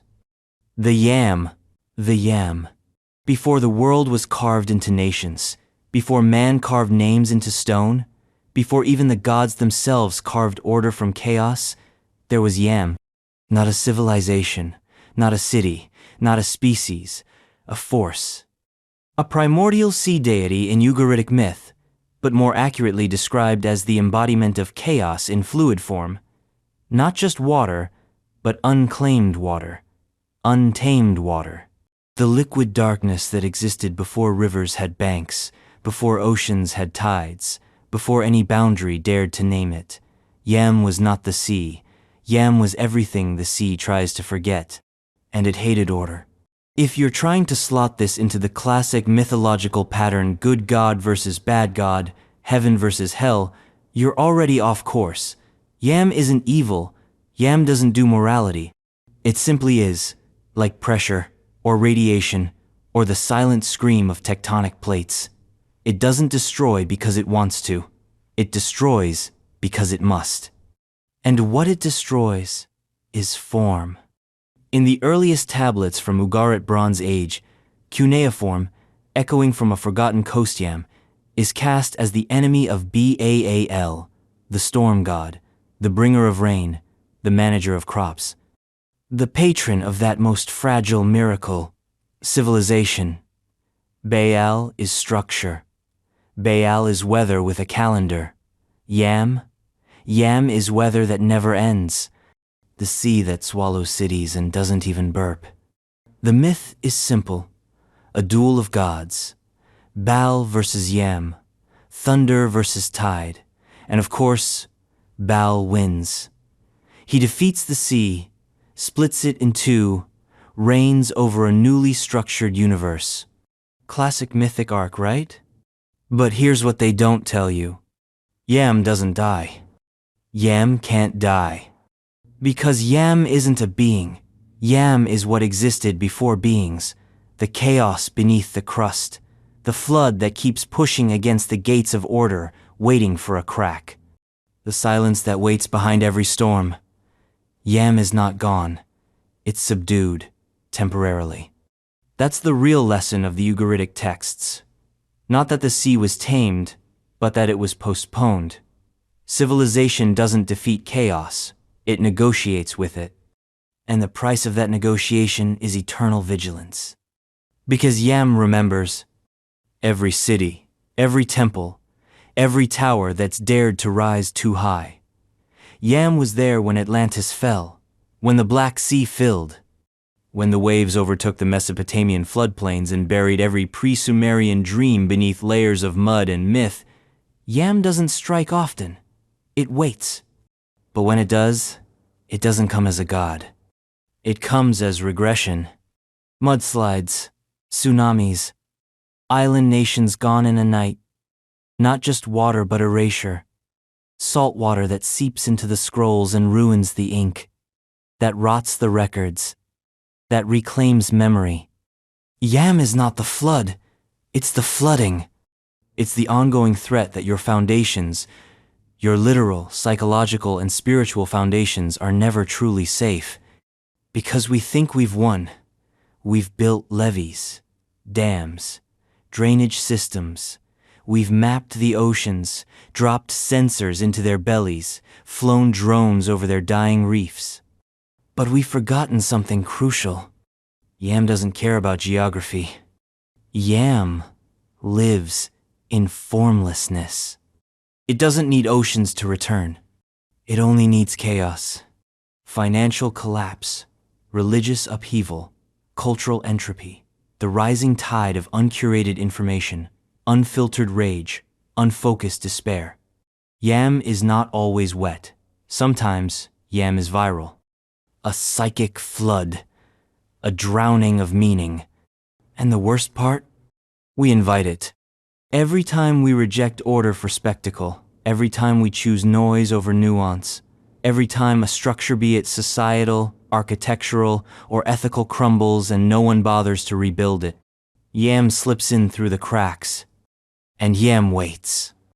In the myth, Baal kills Yam using two clubs forged by a craftsman god. One to weaken, one to strike. He smashes Yam's head, not in rage, but in desperation. Because Baal knows what we've forgotten. You can't defeat chaos. You can only delay it. You can dam the river, but the water remembers. You can pave over the swamp, but the rot seeps up. You can build an empire, but the sea will come for it. And Yam isn't alone. In Ugaritic lore, Yam is part of a broader pantheon of primal forces. There are his attendants, mystical sea creatures, serpentine things with too many mouths and no known biology. There is Leviathan, perhaps his cousin, perhaps his echo lurking in later texts as the seven-headed beast that even God himself must wrestle. There's a reason every ancient culture feared the sea. Not the navigable sea, not the merchant sea, the endless sea. The sea that doesn't reflect the sun but swallows it. The sea that comes from below, not above. Yam is the ocean's memory. The moment when every flood myth across the world stops being metaphor and starts sounding like history. When the lines between story and scar blur, because water doesn't forget. It rises, it retreats, it waits. And when it returns, it brings oblivion. Think of all the drowned things, not just people, ideas, languages swallowed whole, gods that no longer have names, rituals that made the stars align, now lost to the waves. Not because they were defeated, but because they were forgotten, buried under silt, diluted. Yam doesn't roar, Yam whispers. A pressure in your lungs when you descend too deep. A static in your ears when the news doesn't make sense anymore. A feeling when you look at the ocean that it's not looking back because it's remembering you. Civilization isn't the opposite of chaos. It's a raft on chaos. And Yam? Yam is the moment the raft splits. The moment language stops working. The moment you realize your gods are too young, your myths too recent, your memory too short. And in that moment, when everything drowns, Yam will not laugh. It will watch, because it watched before, and it will watch again. But maybe, just maybe, this isn't the first time Yam rose. Maybe this isn't even the deepest flood, because there are myths, older still. Myths not just of water, but of worlds. Entire planes of existence stacked like nesting dolls, each ending in fire or ash or rising tides. And beneath it all, a world of earth and people, of spirits and transformation, and flood upon flood upon flood. The people of the third world, the people of the third world. Dig deep enough into the earth, and you'll find stories layered not in stone, but in memory. And at the bottom of those layers, in the oldest, darkest roots of myth, live the people of the third world. They were not merely humans. They were proto-humans, pre-humans, pre-flood humans in the truest and most layered sense of the word. They lived not in a distant past, but in an entirely different world, one that came before this one, and before the one before that. According to Navajo mythology, this current existence is the fourth world. Not the first, not the original, the fourth. Each world before this one was populated, lived in, loved in, built up and broken down, and each ended in cataclysm. Each world ended in a flood, not just of water, but of fire, chaos, monsters, disharmony, the kind of apocalypses that peel the layers off reality and force humanity, whatever that looked like at the time, to claw its way up into the next world, through crevices, through cracks in the sky, through holes punched in the metaphysical ceiling. The third world was the last one before us, and its people weren't just wiped out. They migrated, escaped, like insects fleeing a burning log, crawling up into this current world through a reed that bridged the two realms, a symbolic stalk of breath, reaching from apocalypse into amnesia. But let's not get ahead of ourselves. To understand the terror of the third world, you have to understand its rules, or rather, its lack of them. The people of the third world lived in a space where morality wasn't a framework, it was a test. Every action had a weight, not in afterlife points, but in existential balance. Harmony wasn't just spiritual, it was architectural, biological, environmental. A ripple of dissonance could twist reality, turn friendly animals into monsters, turn water into poison, turn people into something else. The third world, in essence, was a kind of proto-simulation, a place where life was more malleable, where forms were in flux. The people were half spirit, half matter. Not quite gods, not quite beasts. They had technology, not gears and circuits, but a kind of metaphysical tech, songs that altered the structure of being, words that built walls, thoughts that shaped weather. And they abused it. Slowly, subtly, then suddenly, destructively. The flood didn't come as punishment from a distant deity. It came from the inside out. It was earned, not through sin, but through imbalance, through forgetting the melody of the world. Monsters were born not as outside forces, but as projections of fear, of anger, of greed. Beings like the horned serpent, the fire children, chaos spirits that were once human in shape and mind, now mutated by their own disharmony. The third world was not defeated by some alien invasion. It was drowned in its own shadow. And in the final days, as the waters rose again, not just literal waters, but a spiritual delugeth, survivors had to make a choice: dissolve with the world or transcend it. That's where the reed comes in. In Navajo cosmology, it is often said that the holy people, the ancestral spiritual beings, planted a hollow reed that connected the dying third world with the emerging fourth. A kind of dimensional emergency ladder, a tunnel of breath. And the people, the ones who remembered how to listen, climbed it. And as they ascended, they shed everything that couldn't come with them. Memory, technology, forms. They arrived in the fourth world door, world stripped bare, forgetful, scattered, but alive. Now here's where it gets disturbing. They didn't leave behind ruins. No temples, no bones, no artifacts. They left behind stories. But those stories don't act like stories. They behave like warnings coded in poetry. Oral software passed down not to entertain, but to inoculate. Against what? Repetition. Because here's the deep terror of the third world. It wasn't the first. And it won't be the last. Every world before this one ended because its people reached a point of imbalance they couldn't correct. And every time, a sliver sliverscaped, like a seed shot into space before the star collapses. This is that seed. We are that sliver. So the myths become manuals. They describe how the third world society slowly lost its spiritual footing, how jealousy entered the clans, how the sacred animals stopped cooperating, how the wind stopped singing the names of the mountains, how silence crept in where there had once been dialogue between the earth and its inhabitants. Eventually, the world itself turned hostile. Not just nature reality. Laws of existence began to warp. Gravity went rogue. Fire became sentient. Time started looping. Sound ceased to obey direction. The world was rejecting its tenets like a virus flaring under fever. And still, the people didn't flee. Because you can't flee a world without a portal. You can't leave without a bridge. That bridge only appeared when a few survivors remembered the first lesson, that all structure, moral, physical, spiritual, comes from balance.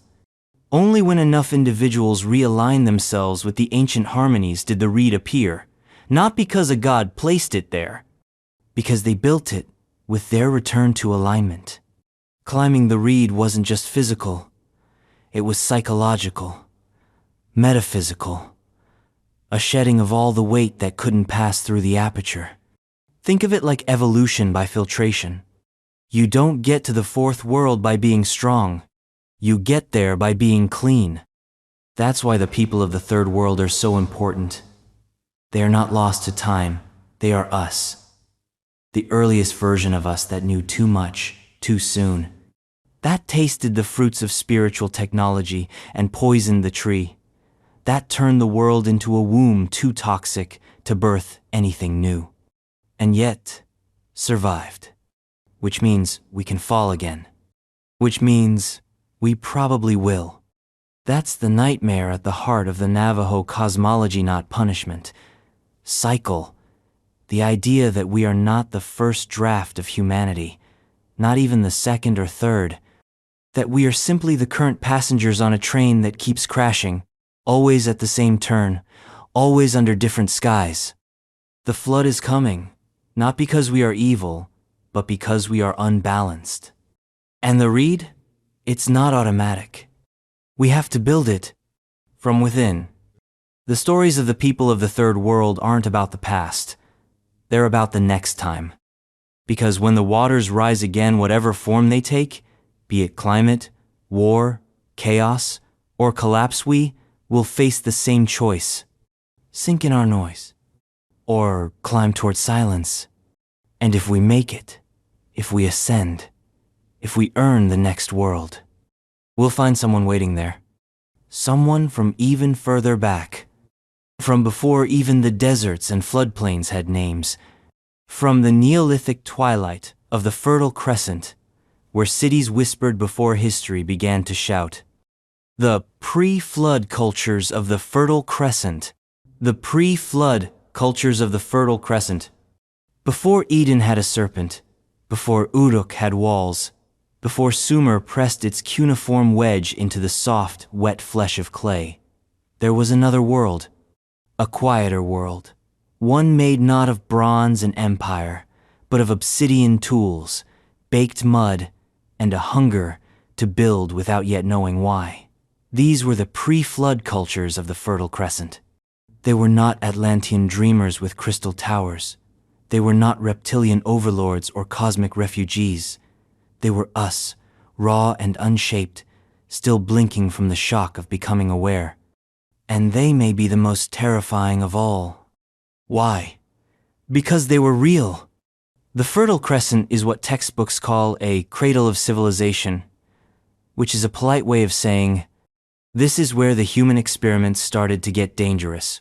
Modern academia will tell you the first great civilizations rose in Mesopotamia around 3100 BCE with Sumer, with Eridu, with the temple complexes and ziggurats that still cast long shadows in satellite photos.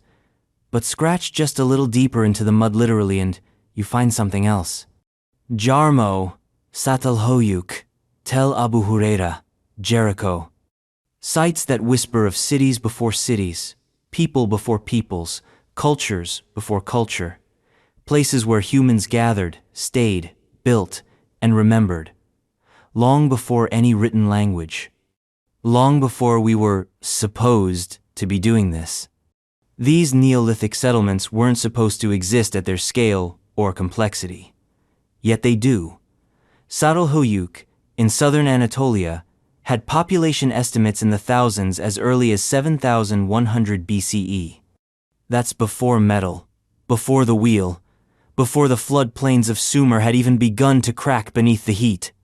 And inside these places, rooms packed with symbolism, bulls' skulls lined like totems, paintings of volcanoes erupting over towns, women enthroned, obese and powerful, idols not of meek submission but of birth and destruction. What does it mean? It means civilization didn't suddenly appear like lightning striking a field of barley. It was growing, quietly, out of the dark.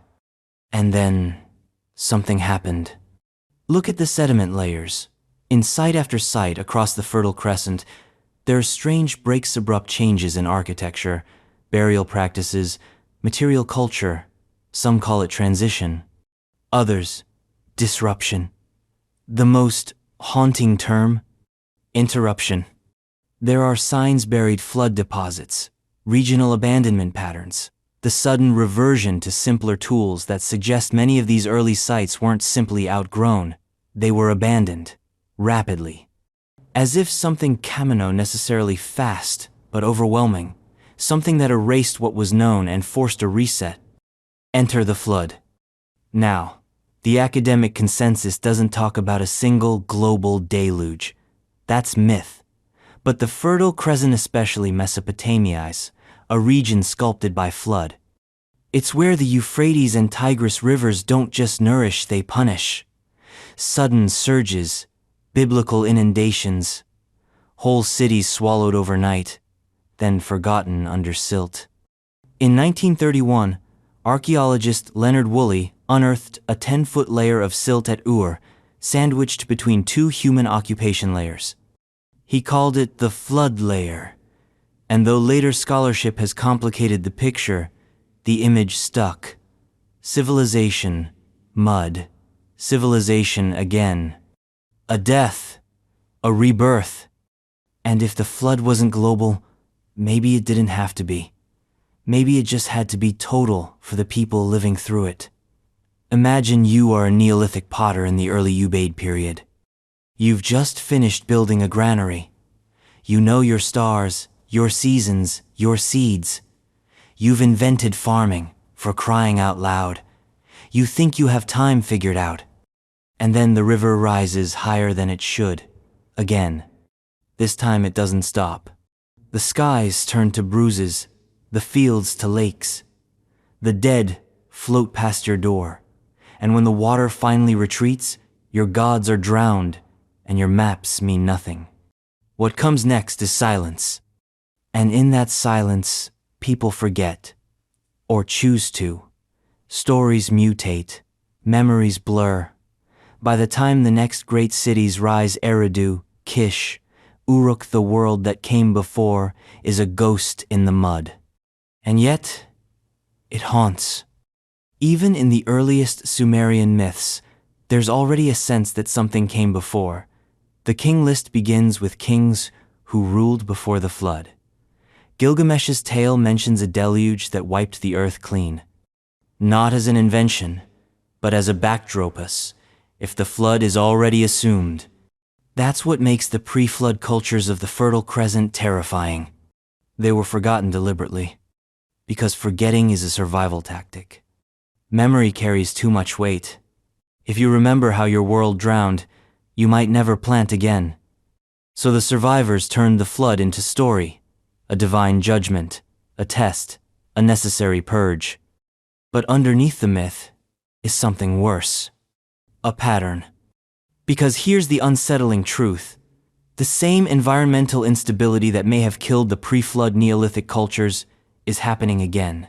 Rapid climate change, floods, droughts, abandonment of coastal cities, the land cracking in old places. We think we're separate from the ancients, that we've evolved past their gods, their floods, their fates, but we haven't. We just changed the names. Back then, a shift in the river's path was divine wrath. Today, it's infrastructure failure. But the outcome is the same.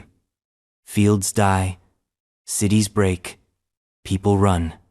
And the archaeologists of the future, if they exist, will dig through the ruins of our towers and find our plastic bones, and wonder what we were trying to say. And maybe they'll find our flood myths. But those won't be in stone.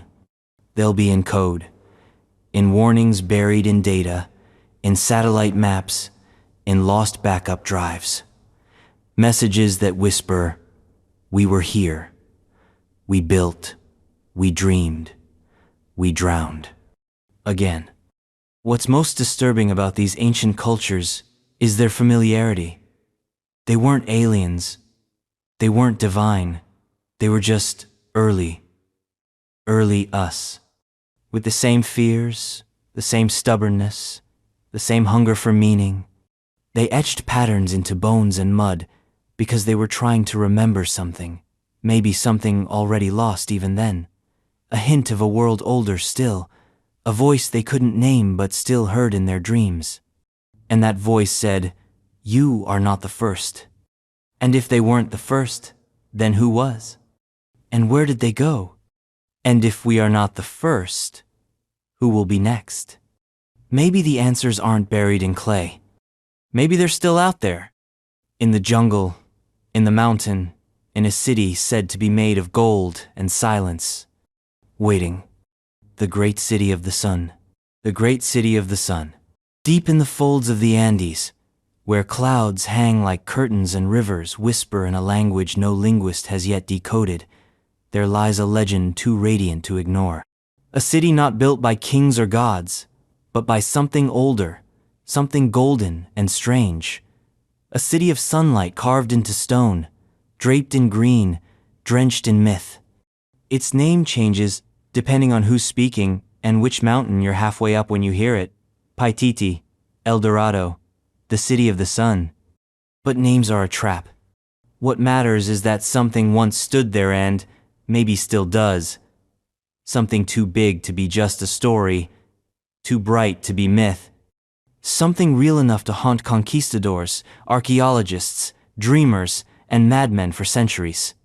Something old enough to be pre-flood in a way that doesn't just precede history, but laughs at it. This wasn't a city of wealth. Not really. The gold was incidental. The real treasure was memory. Because if the legends are to be believed, the great city of the sun was a vault not for treasure, but for knowledge. The last holdout of a dying empire, perhaps even a dying species. A sanctuary carved into the bones of the jungle, hidden from flood, from flame, from the entropy of conquest and forgetting. The Incas spoke of it as a place of origin, a place of return. According to Andean oral tradition, when catastrophe struck, be it war, colonization, or something far older and wetter, the chosen few retreated, not upward, inward, into the green, into the silence, into the veins of the earth where light still obeyed the memory of divinity. They carried with them sacred bundles, not just of ritual tools or seeds, but of records, whole histories sung into fiber, encoded into knotwork, infused into stone. They weren't hiding wealth. They were preserving truth. And what is truth to a civilization that survives cataclysm? It isn't facts, it isn't names, it isn't even gods. It's structure. The great city of the sun, in this view, wasn't a throne. It was a code base, the source from which future civilizations could be rebooted. The builders of that city weren't kings, they were custodians, engineers, gardeners of time. And that's what makes it terrifying. Because if you believe even half of what the legends say, this was not a city in the modern sense. It wasn't made of grids and zones and traffic. It was an interface. Every plaza a mandala. Every corridor a ritual. Every stone laid not just for strength, but for resonance. The city didn't merely stand, it sang. A harmonic architecture that made the jungle hum like a choir, and the stars tilt their faces just slightly, just enough to notice. Even the location was encoded in myth, deep within the uncharted folds of the Amazon, accessible only by paths that don't appear on maps but sometimes emerge in dreams. Trails that twist through time as much as space, leading seekers in circles unless their intent is pure, or their bloodline remembered, or the weather just wrong enough to break the spell. The Spanish tried to find it, of course. Pizarro, Orellana, dozens of conquistadors throwing themselves into the green maw of the unknown, driven by visions of gold piled so high it could drown a city. Most never returned. Some did, but changed. Their journals read like horror fiction, fevered encounters with beings of impossible height, cities glimpsed through fog and then gone, tribes who spoke of sky people and hidden gods, always ending the same way, with silence. Because the jungle does not forget, and the city of the sun does not forgive. To approach it incorrectly is to be uninvited. The rainforest closes, the river changes course. The path back becomes a wall of heat and teeth, not because the city is cruel, but because it remembers what happened last time. This wasn't the first flood. It wasn't the first fall. It was just the latest in a long pattern of civilizations reaching too far, too fast, and being swallowed by their own reflection. And the builders of the great city? They learned. They didn't fight the end. They stepped sideways from it, into a different kind of permanence. The city wasn't built to last. It was built to reappear, only when needed, only when the world has forgotten itself again, only when the cycle starts to repeat and the floodwaters rise and humans begin to ask the right questions with the right kind of fear. Then maybe if the wind is correct and the song has been remembered, the mists part, and it returns. Think about that. A city that doesn't decay, doesn't die. It pauses. A city not of gold, but of code written in stone, sung in leaves, buried in bloodlines. The Andean myths speak of Viracocha, the great creator, walking the earth after the flood, rebuilding civilization, teaching, guiding. Where did he come from? A city. Where did he return? To the sun. Which brings us back to Paititi, the golden city, the veiled city, the anchor. Because if the great city of the sun is real, it's not just some lost treasure chest in the jungle. It's the reset point, the master key.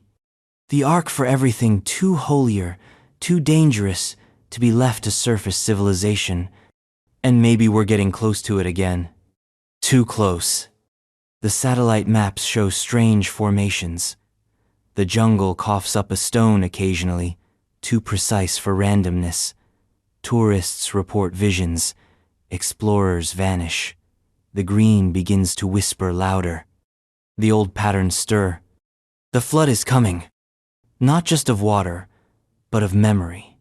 And when it comes, the city may open its gates not to all, but to those who remember how to read silence.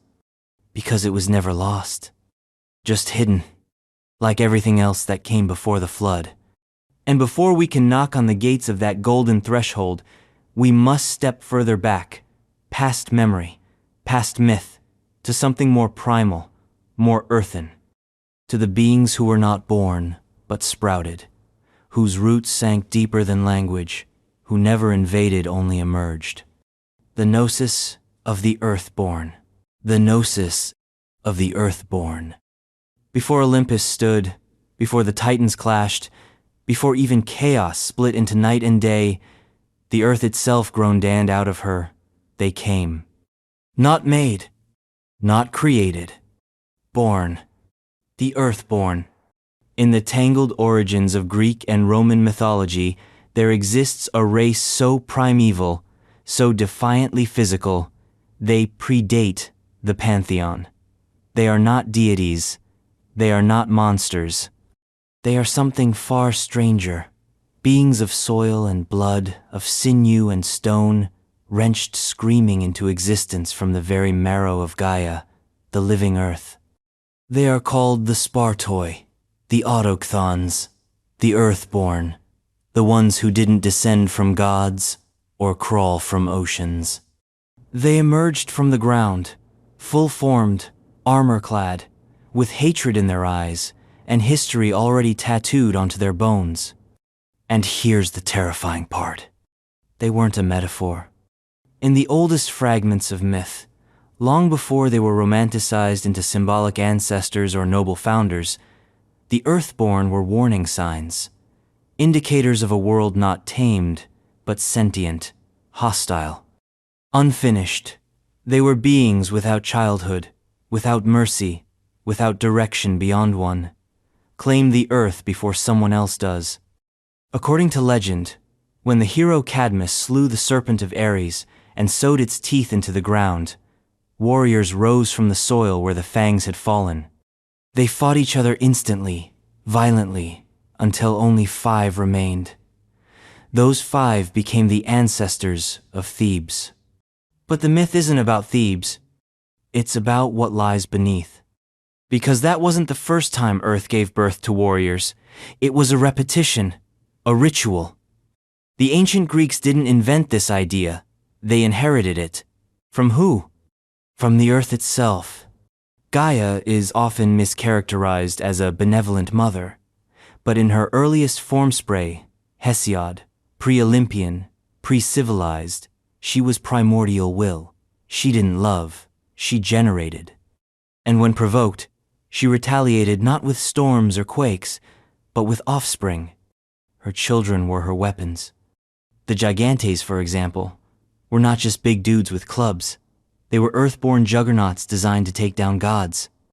Each time Zeus and his siblings overstepped, Gaia sent a new wavestone-bodied titans, serpent-legged giants, beings too heavy for Olympus and too rooted for the sky.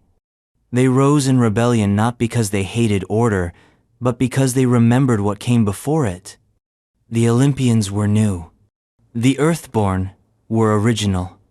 That's the nightmare hidden under the polished myths and marble statues. Idea that all civilization is built on top of something not dead, but buried. The Earthborn are not extinct. They are dormant. Seeds waiting for the right conditions to sprout.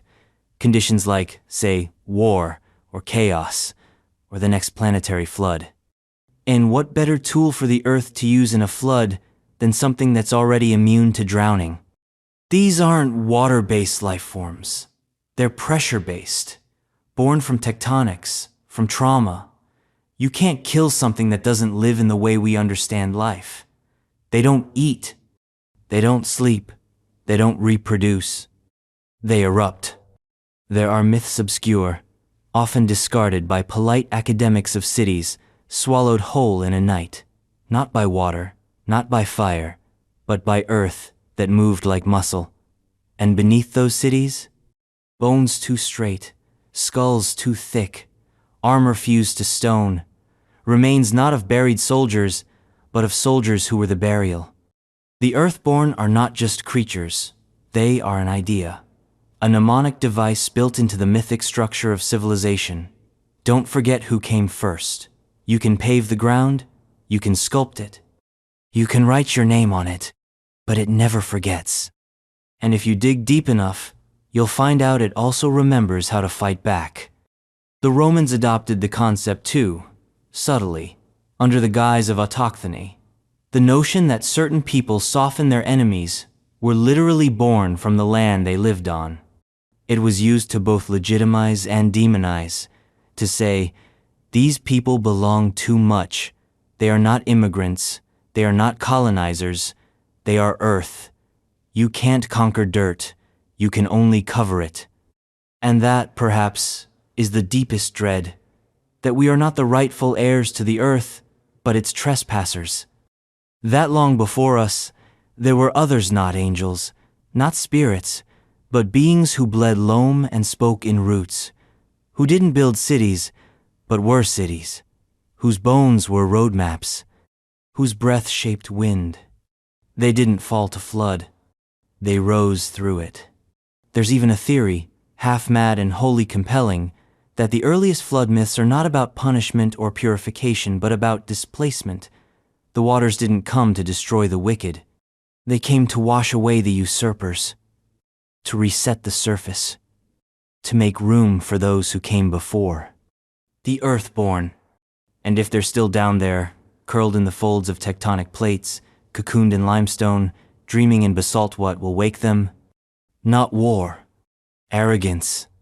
The belief that we've mastered the planet, that our satellites can see everything, that we've cataloged every myth and explained every tremor, that the ground is passive, that it's ours.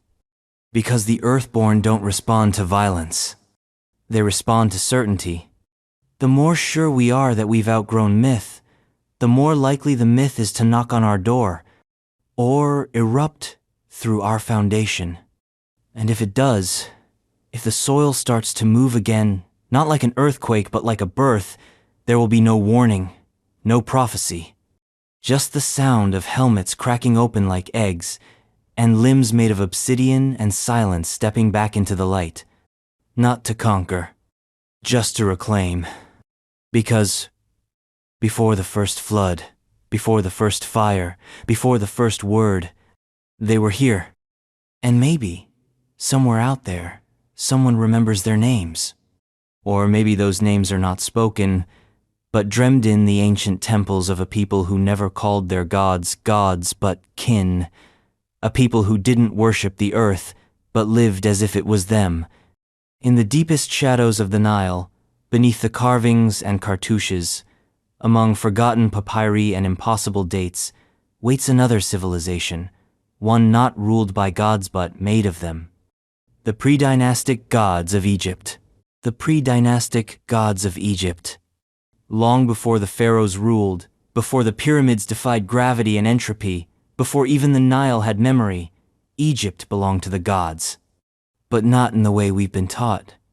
Not in the polite, mythologized sense of statues and rituals and bedtime stories for dead empires. No, These gods were not objects of worship. They were not metaphors. They were not symbolic personifications of nature. They were rulers, actual entities, walking, speaking, building, reigning. This is not modern Egyptology. This is the heretical, esoteric version. The one whispered in the scrolls of the Hermetica, buried beneath the sand alongside forbidden names, smuggled through centuries by mystics and madmen. The belief that before dynasties, before Narmer, before writing, the land of Kemet was ruled by non-human intelligences gods, yes, but not in the abstract.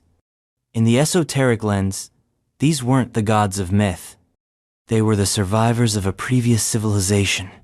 The Zep-Tepi, the first time. It's a phrase that appears again and again in Egyptian inscriptions, Zep-Tepi, the primordial epoch when the gods ruled the earth directly. According to temple carvings, especially those of Heliopolis, Memphis, and Edfu, this first time was not symbolic. It was historical, literal, measured, recorded. It had kings. It had timelines. It had catastrophes. And it ended, not with transition, with collapse. In the Turin royal canon, one of the most fragmented and obscure of ancient Egyptian king lists, there is mention of divine reigns that spanned tens of thousands of years, gods, demigods, spirits, and then humans.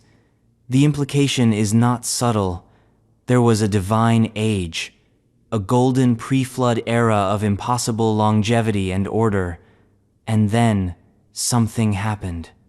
Something erased the gods from the surface. What's left are statues and names and rituals. But those aren't beginnings.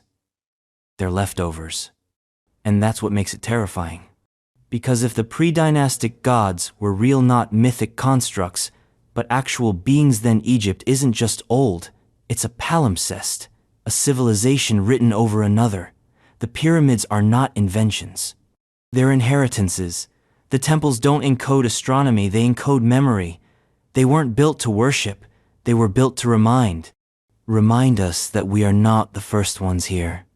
The Hermetic tradition, especially in texts like the Corpus Hermeticum, describes the early rulers of Egypt not just as divine, but as teachers, bearers of light, givers of knowledge. They descended not from heaven, but from a realm adjacent to Itan interstitial plane, half matter, half thought. They were not omnipotent, they were technological, advanced. And that word advancedus, where the flood myth crashes headlong into archaeology. Because Egypt has always played tricks with time. Its oldest structures are also its most sophisticated. The Great Pyramid of Giza constructed, with tolerances tighter than modern aerospace standard sexists, without a clear evolutionary predecessor. No lead-up. No gradual improvement. Just perfection. Dropped into the timeline like an anvil into a swimming pool. Even the temples of Abydos and Edfu preserve carvings that speak of an island of the egg, a place of origin, of the builders of the sky, who descended after a great catastrophe to reboot civilization. They brought with them not weapons, not power, but structure, geometry, sound, the names of things. These weren't myths, they were manuals. The earliest dynasties, when the floodwaters of time still hadn't fully receded, didn't build their own religion. They inherited it, they clung to it, because it worked. The rituals, the symbology, the obsession with the afterlife. It wasn't about death, it was about continuity, because the gods had left, or fallen, or gone to sleep beneath the sands. But their systemat remained. Order, balance, the mathematical frequency that holds reality together. And it's that system, passed down through king priests and stonecutters, that makes the ancient Egyptian civilization seem so hauntingly complete, so still, so already done, as if they weren't building up towards something, but remembering something that had already been. This is the real heart of the esoteric terror. Egypt was not a beginning, it was a refuge, the last outpost of the previous world. A world wiped away not by erosion or war, but by a cycle that spins in every myth, every flood story, every tremble of the earth. The flood didn't come to Egypt and start things. It ended something there, and from the ruins of that end, the pharaohs tried to salvage meaning. Not truth, meaning. The pre-dynastic gods didn't die. They transitioned into memory, into symbol, into ritual. They became the kneaders, the intelligences behind form. You can still see them if you know where to look, woven into the structure of hieroglyphs, encoded in temple layout, pulsing in the untranslatable rhythms of sacred chant. And what if they're not gone? What if they are dormant? What if the Great Sphinx isn't a statue, but a lock? What if the floods that come next aren't of water but awakening? Because if those early god kings were real, if they were beings from a time when consciousness and matter danced in closer harmony, then their absence is not permanent. It's conditional. And the condition is simple. When the current civilization forgets how to maintain order, when Mot collapses into Isfet, the chaos of unchecked imbalance, the cycle begins again. Not as punishment, as restoration, which means the gods may walk again. Not from the sky, from below, from tombs that are not tombs, from stars that are not dead, from stories that are not fiction. And they won't return to guide. They'll return to reclaim. But even they were not the first. Because while Egypt was building memory into stone, another land was singing it into the sea. A land older than even the Nile, with language as old as tectonics, and myths so heavy with water, they can't be spoken aloud. The original inhabitants of Kumari Kandam. The original inhabitants of Kumari Kandam. Long before the Indian subcontinent took its current shape, long before the Himalayas rose to kiss the sky, long before the Vedas were whispered into fire, or Sanskrit learned to crawl from sound into script, there was land in the south. A vast, green cradle of culture, stretching deep into what is now the Indian Ocean. A place known not in mainstream history but in myth, in sacred song, in half-erased syllables, etched into stone and heart, Kumari Kandam. This was not a city, not even a kingdom. It was a continent, and it drowned. To many Tamil scholars, poets, mystics, and keepers of sacred lore, Kumari Kandam wasn't just a lost land, it was the land. The original Tamil homeland, the Ur civilization from which all others eventually borrowed, stole, and forgot.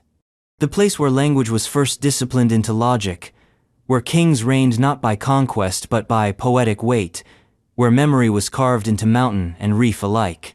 Its mythology whispers of golden cities, temple complexes so vast their outer walls curved with the earth, libraries where knowledge was stored not in books, but in chance-layered, harmonized frequencies that encoded cosmology and agriculture and ethics alike.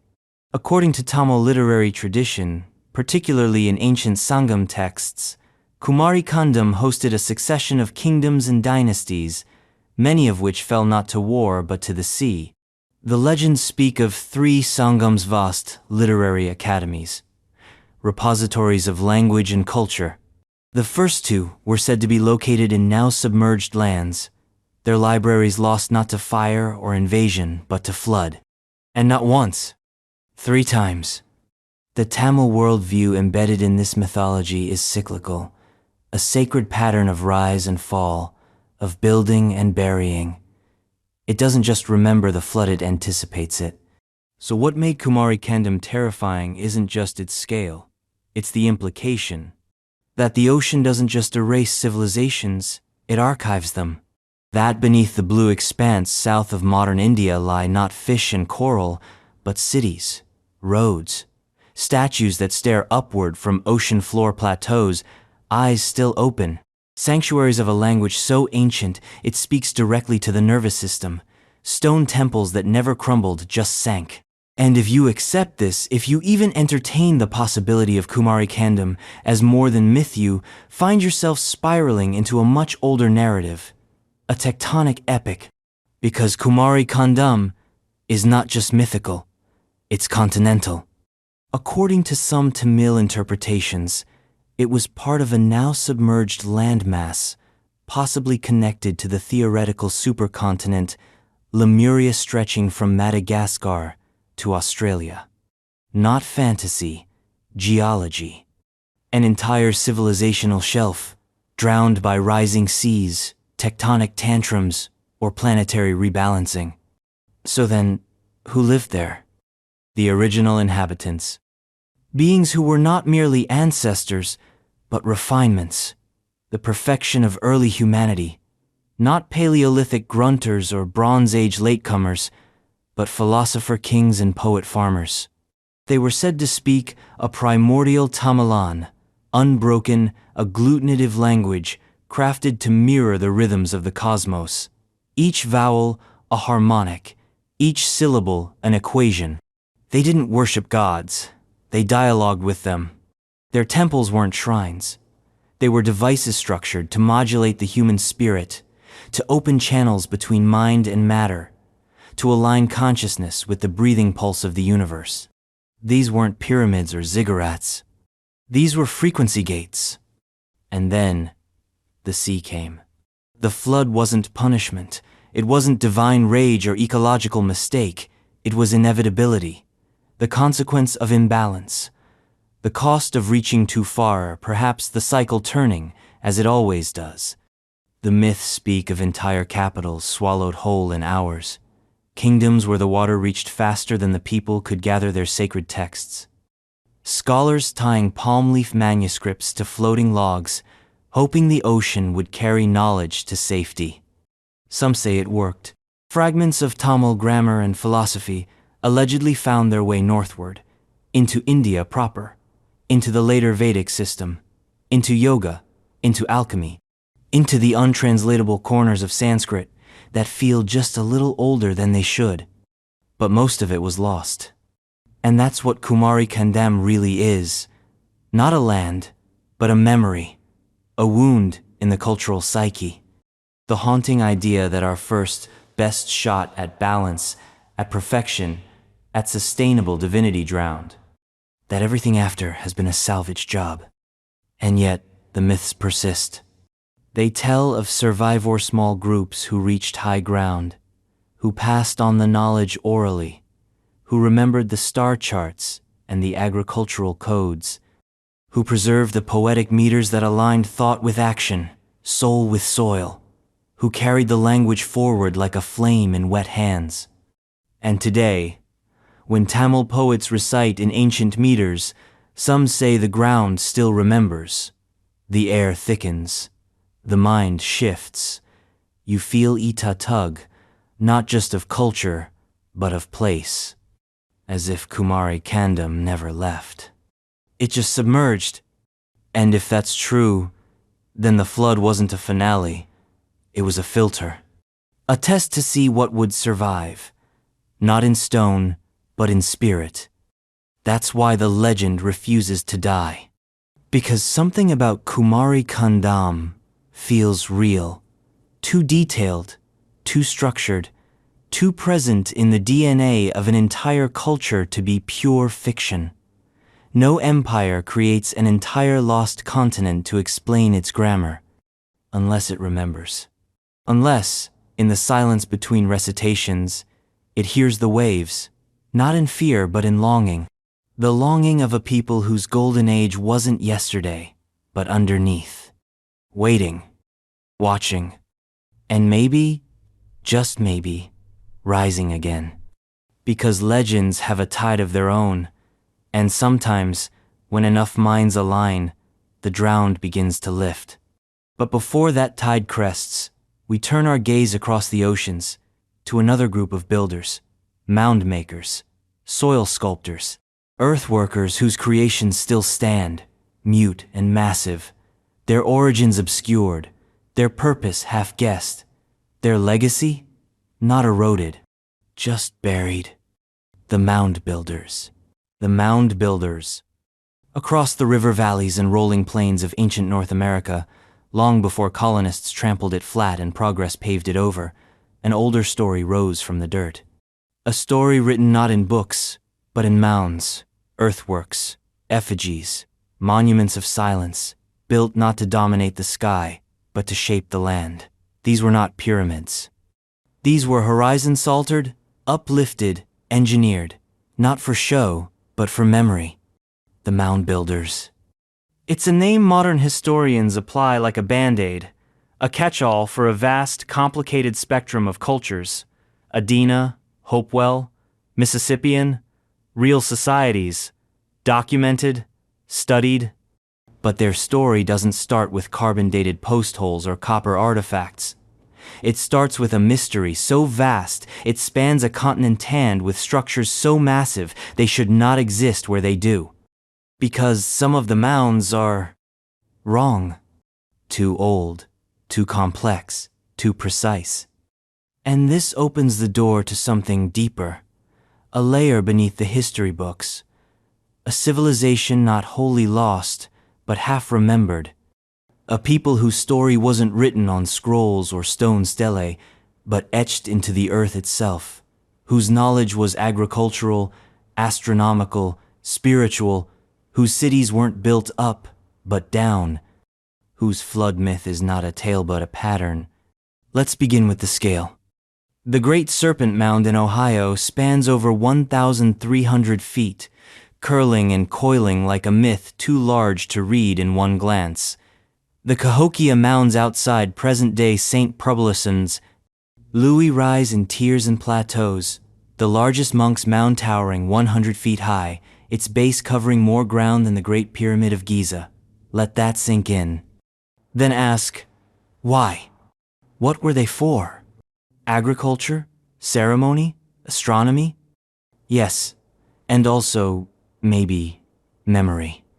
Because if you listen to the oral histories of Native American nations, especially those who lived near these sites, you'll find an uncanny refrain, that these mounds are older than the people who inherited them. That they were built not once, but over and over. Each generation repairing, reshaping, remembering, like caretakers of a truth, too heavy to lift alone. And what was that truth? That before the people who now walk this land, there were others. First people. Not in the political sense. In the mythological, cosmological sense. A race who lived in harmony with the land because they were the land. Who listened to the rivers. Who sculpted soil the way others sculpt stone. Who lived in a time before the world had fully solidified. Before the flood. And then something changed. The myths vary. Some say a fire from the sky. Others a deluge so powerful it reshaped mountains. Some speak of a war not between tribes, but between ways of being, between those who remembered how to live with the earth and those who began to shape it into mirrors of their own fear. The result was a reset, a washing away. And the survivors? They didn't rebuild in haste. They buried. They layered knowledge under soil. They encoded timelines in alignments. They made memory into geography. And they left it there, for the next ones, for the ones who would walk upright again and remember how to listen. That's the heart of the mound. It's not a monument. It's a message. A living time capsule, engineered not for durability, but for relevance. When you are ready to understand it, it speaks. Until then, it waits. But here's where the fear sets in. Because not all the mounds are known. Many are gone plowed, paved, forgotten. Others are so massive they're mistaken for hills. Some lie underwater, beneath river systems that changed course long ago. And a few, a rare few, seem to predate the cultures we know by thousands of years. Who built those? Academia shrugs. Possibly older indigenous groups. Possibly lost to history. Possibly. Or possibly they were built before history began. Some speculative theorists stand, yes, Fringe archaeologists argue that North America once hosted a civilization more ancient than Sumer, Egypt, or the Indus, that it was devastated not by conquest, but by water. Massive flooding events at the end of the last ice age, like the breaking of glacial dams, the inundation of lowland basins, the carving of rivers like the Mississippi. There are massive flood deposits in the Midwest. There are sites like Poverty Point in Louisiana, showing evidence of urban-scale planning from 1700 BCE and possibly earlier.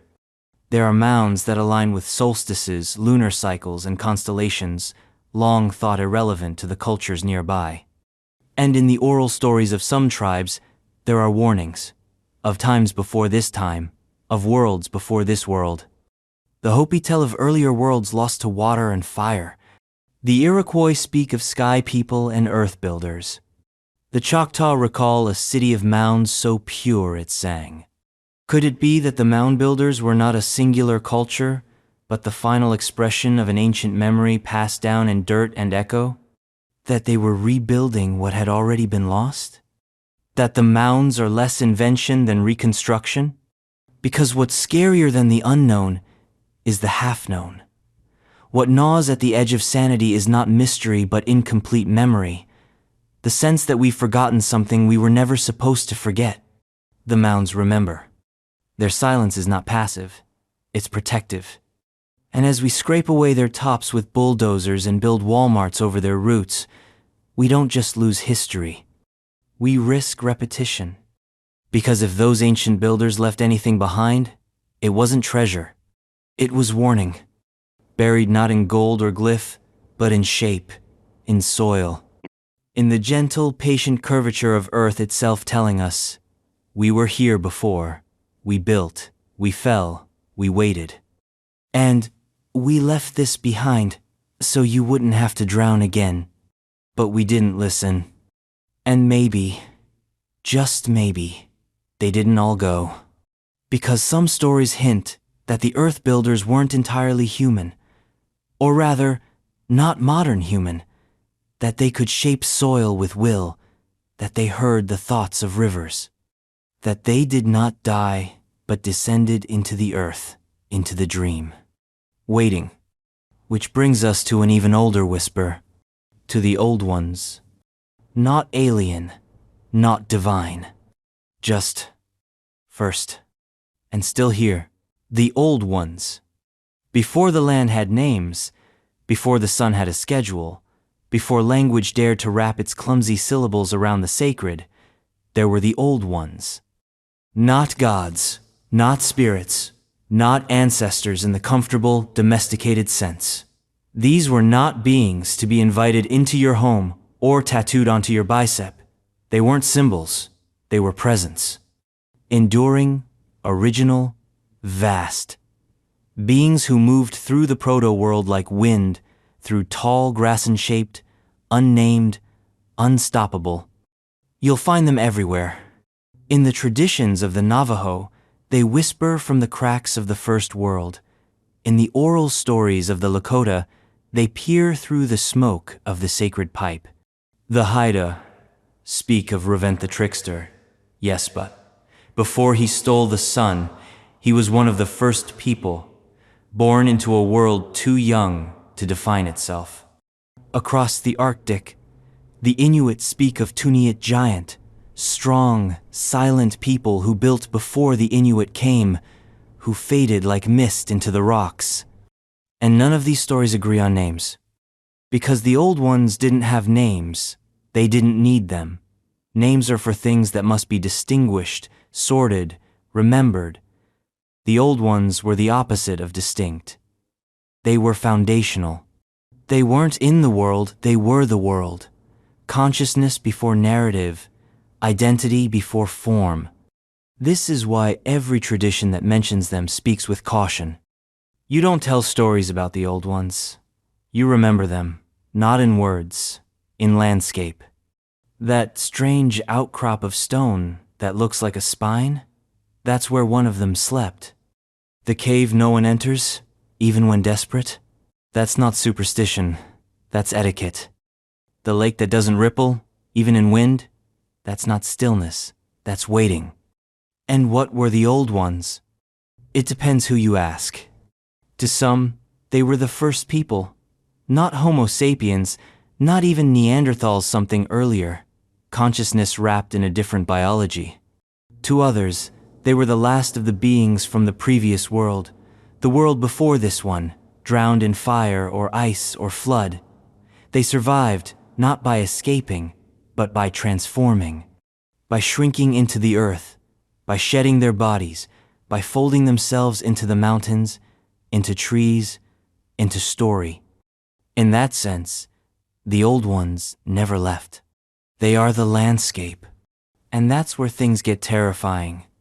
Because if the world itself is alive with forgotten intelligence, then every act of modern Itivari Dam, every pipeline, every skyscraper rammed through the bones of the planet is an act of desecration. Not metaphorical desecration, literal, like drilling into the brain of something that's only pretending to sleep. This is not a metaphor for ecology. This is a metaphysics of terror. Because the old ones aren't malevolent, they're indifferent. Indifference is worse than hatred, at least hatred sees you. Indifference lets you burn yourself to ash, and then forgets your name. But indifference can become reaction. And the stories say, sometimes the old ones react. Not with war, with change. Earthquakes, weather that behaves like it remembers, animals that vanish, paths that shift, dreams that stop being dreams. Not as punishment, as reminder, a flick of the finger. A breath blown across the back of the neck, just enough to say, we are still here. The idea of the old ones emerges again and again, continent to continent. In Australia, the Aboriginal Dreamtime describes a period where ancestral spirits shaped the land, the animals, the humans not as creators, but as revealers. They didn't invent reality, they activated it. In the Americas, the Pueblo speak of Kachinasnat dolls, but intermediaries, beings from another layer of reality, responsible for teaching humans how to exist without tearing the world apart. Some of them were once physical, now they are pattern. In South America, the Kogi believe the mountain is not a place, it is a being. Their spiritual leaders, the Mamos, are trained in darkness for years to communicate with the Alunathi mind behind the matter. In all these stories, the theme is the same. There is something older than us. It shaped us, and it remembers. So what happened to these beings? One theory, common to multiple traditions, is that they chose to recede, that the act of human emergence of culture, technology, ego disrupted the balance, not out of evil, but out of friction. So the old ones stepped back, not to the sky, but beneath, into caves, into mountains, into the blank spots on the map. They didn't die. They changed phase. And this is the horror beneath the beauty of indigenous cosmology. Not just that the world is alive, but that it's conscious. Not just that we're part of it, but that we're the youngest, the least stable, the least trusted part. We are the flood. From the perspective of the old ones, the rise of modern humanity might be the catastrophe. They are not our ancestors. We are their replacement, and perhaps not a successful one. Because in the quiet corners of the world, in the half-forgotten songs, in the ruins that predate ruin itself, something is stirring. The old ones aren't angry, they are curious. We've pushed the limits, we've shaken the core, we've screamed our presence into the void, and dared the void to answer. And what happens when it does? The old ones don't shout. They move. They emerge in patterns. In recurring weather that doesn't obey science. In shared dreams among people continents apart. In ancient glyphs, reappearing in the graffiti of children who never learned to read. They don't announce themselves. They let you realize you've already seen them. Because maybe you have. In a dream, in a corner of the forest where the birds don't sing, in the unease that comes when walking across certain hills, in the part of your gut that clenches at certain ruins for no reason. That's not superstition. That's recognition. And if the old ones are waking, it's not to save or punish us. It's to replace us. Because maybe we failed the cycle. Maybe the flood isn't water this time. Maybe it's time. Time for a new rhythm. One the old ones already remember. And that memory is centered, balanced, rising. It begins, again, at the axis of everything. At the mountain that holds all worlds within itself. Mount Meru, the primordial inhabitants of Mount Meru. In the heart of the cosmos, more central than the sun, older than galaxies, untouched by time or erosion, rises a mountain not made of rock, but of meaning.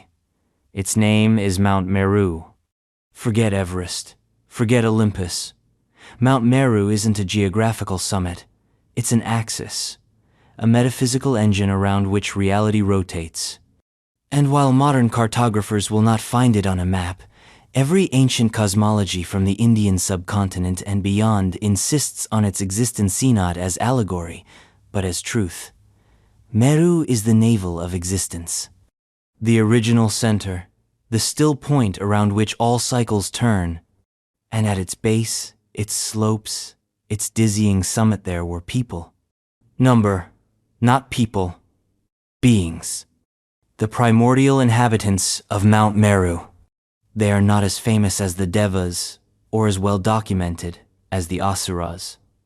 They do not appear in temple, murals, or epics told to children, because they are before story, before the gods arranged themselves into pantheons, before karma began to tally, before time itself knew how to walk. These beings lived in what might be called the golden ambiguitia, state where matter and spirit were not yet enemies, where thought and creation were still twins. They were not gods, because they needed nothing. They were not demons, because they lacked hunger. They simply were consciousness layered in form, like prisms wearing robes of light and will. Mount Meru, in Buddhist and Hindu cosmology, is a pillar that connects all realms. Its peak stretches into the abode of Brahma. Its slopes host the palaces of the gods. Its roots sink into the lower worlds, binding all into a cosmic totality. But before the heavens and hells were apportioned and named, before Dharma assigned roles, there was only Meru. And the beings who lived there? They were the first witnesses. Not creators' witnesses. They observed the first unfolding of form. They watched the initial separation of sky and earth. They heard the primordial not as sound, but as environment. Their society, if it can be called that, wasn't structured by needs or hierarchies. It was resonant, layers of beings existing in simultaneous harmony. No currency, no war, no birth, even because they did not reproduce. They emanated. And then, something changed. What changed it? That's the mystery. The most unsettling part of Meru's mythic history is the implication that even in paradise, especially in paradise, disruption is inevitable. In some tellings, the trouble began when a single being asked a question not aligned with the cosmic pulse, a curiosity that bent reality slightly off axis, not evil, just asymmetry. In others, a fracture appeared between self and other. A being recognized itself as separate, individual. And in that instant, duality began, time began, hunger began, and the mountain shuddered. From that point onward, the layered perfection of Meru unraveled into realms, dimensions fractured. Beings once in harmony found themselves separated by vibration. Some ascended, becoming devas. Some descended, becoming asuras, rakshasas, or worse. The lowest sank into the hungry realms, barely sentient, shaped by despair. The highest remained near the summit shining, but static. But what of the original inhabitants? They disappeared. Or so it seems. Because Buddhist and Hindu cosmology doesn't speak in absolutes. There is no linear timeline, no permanent extinction. Everything is cycle, everything is Kalpa. And in that cycle, nothing is ever fully lost, which leads to the most compelling and terrifying idea. That the primordial inhabitants of Mount Meru didn't die or descend. They folded. They withdrew into layers beyond perception, into the folds of karma, into states of being that human perception cannot access. Not gone, not even asleep. Just waiting. For what? For the cycle to realign. Mount Meru, after all, is not fixed. It may be the center, but it is not still. It rotates. It turns the wheel. Every flood, every fire, every dissolution is a moment when Meru's hidden core becomes visible, when the veil thins, and at those moments, the original beings return, not to take over, to reset, because they are the template. Every civilization that rises, whether it knows it or not, echoes Meru.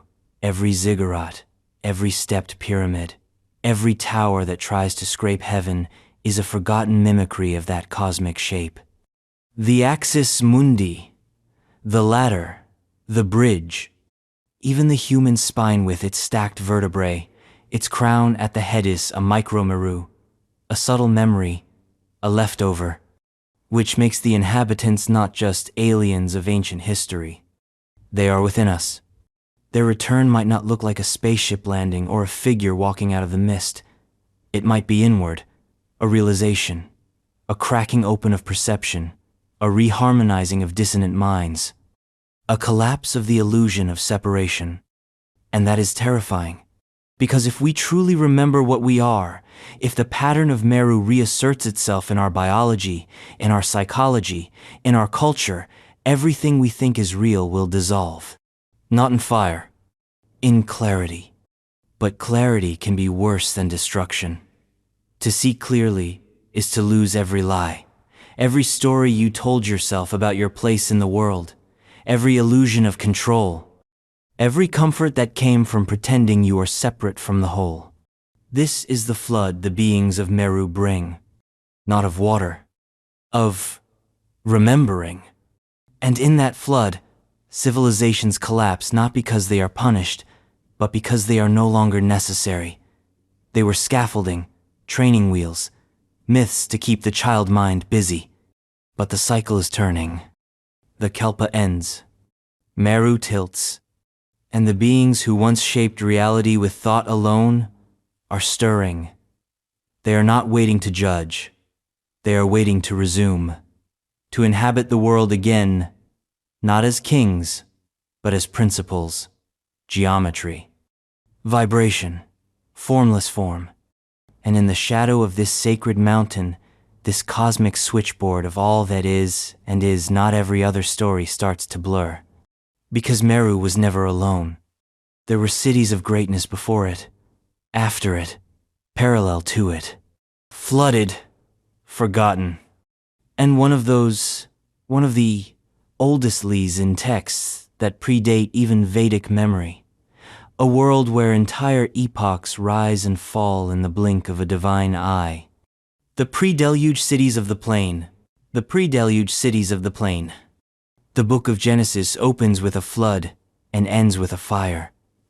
Somewhere in between, tucked beneath layers of parable, mistranslation, and sanitized morality, lies a clue. Not to heaven, not to hell, to something worse, to the cities of the plain. You know two of them already, Sodom and Gomorrah, the infamous twin sins, burned from the face of the earth by divine wrath. But the Bible doesn't stop there. It mentions 5 cities, 5 pearls clustered near the ancient Dead Sea, Sodom, Gomorrah, Admah, Zeboim, and Bela, also called Zoar.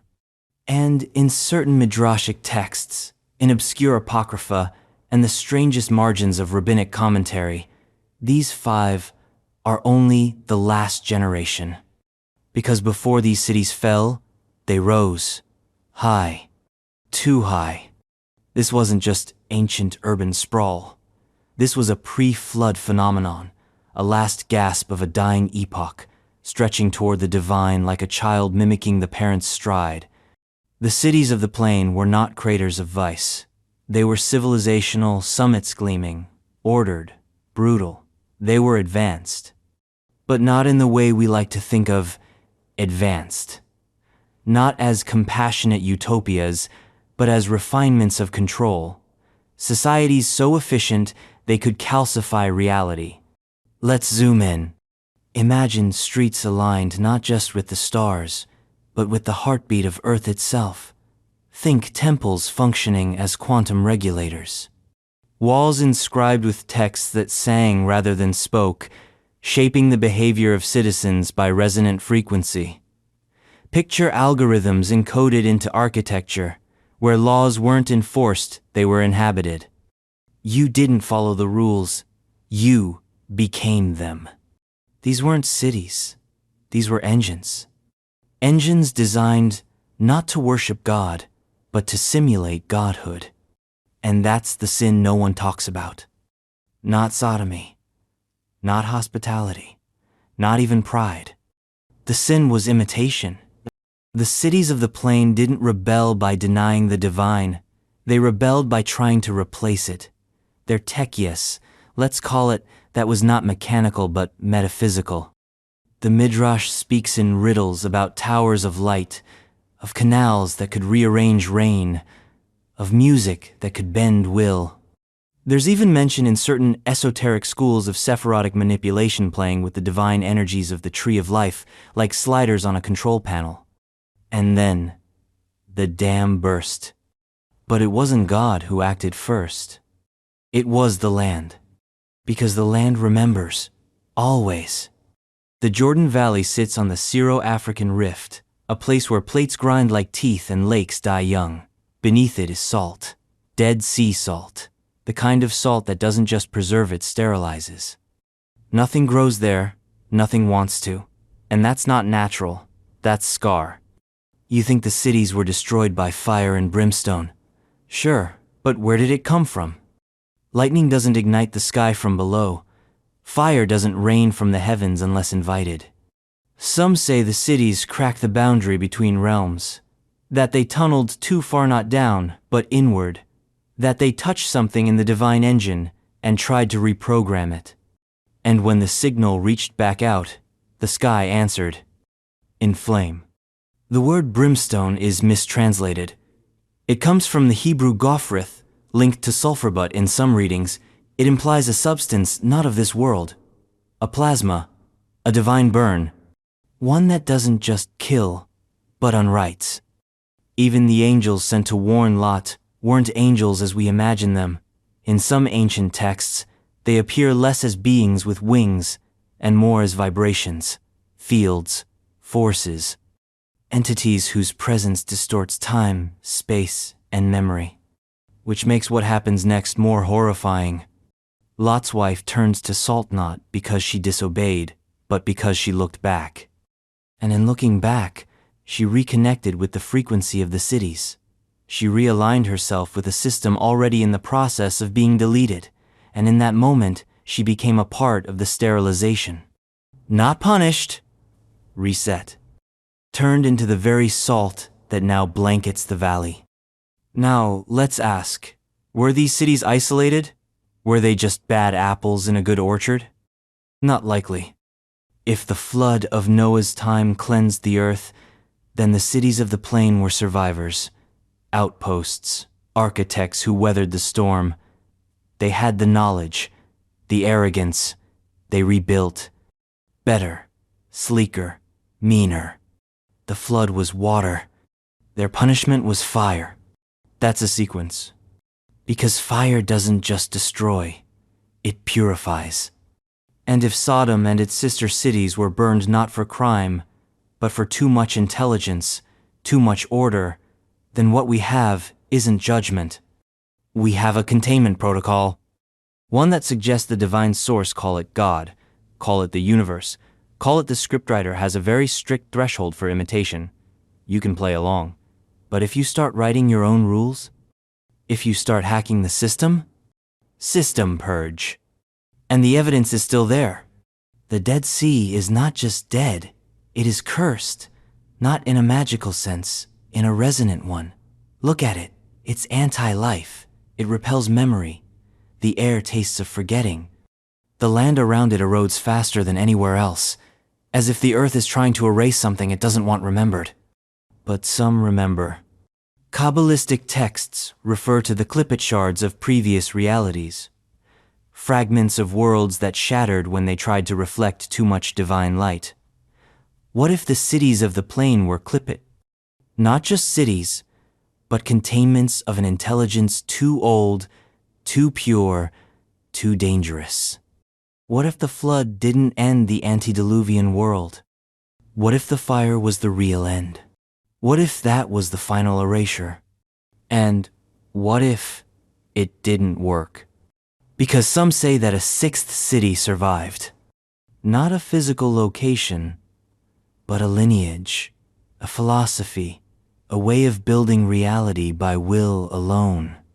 A remnant of those pre-flood minds that still walks among us, hidden in symbols, in bloodlines, in unsolved ruins. And that brings us west, far west, to a queen whose name should not have survived, to an island once mistaken for heaven, to warriors of obsidian skin and golden armor, to the kingdom of Queen Califia. The kingdom of Queen Califia. In the hazy borderlands between allegory and apocalypse, there exists a kingdom so radiant, so strange, it had to be mistaken for fiction to survive. A land wrapped in sun and encircled by sea, ruled by a queen of obsidian skin and fire-forged will. Her name was Califia.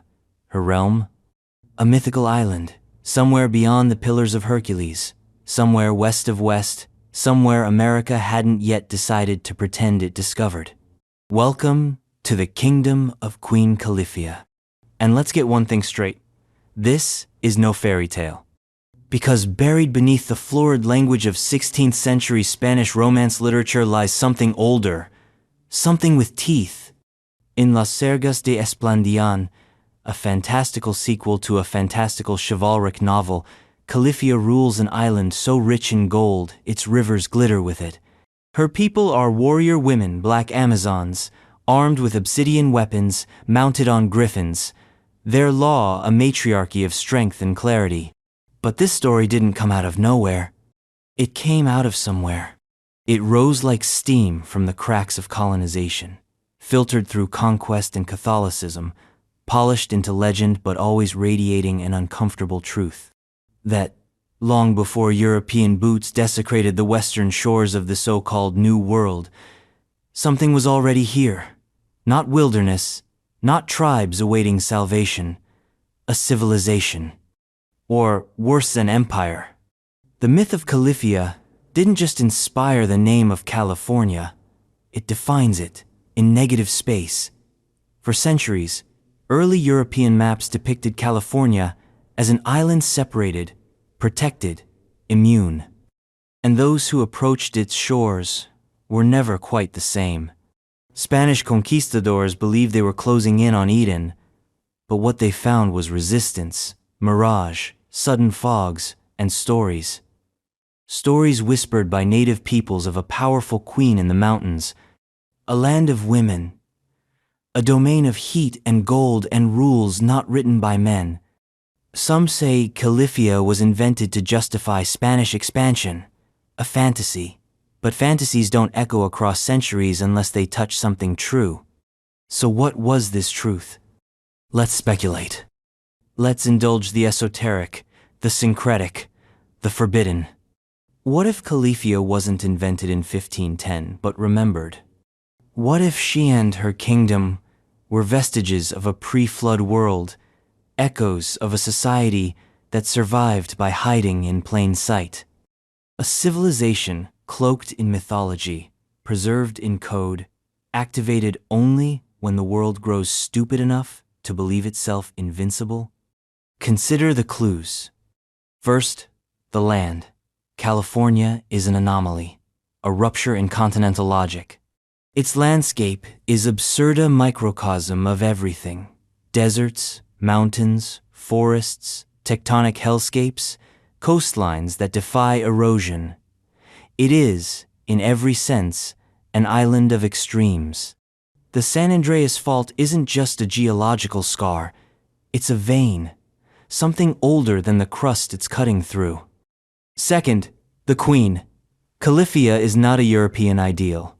She's black. She's powerful. She rides griffins.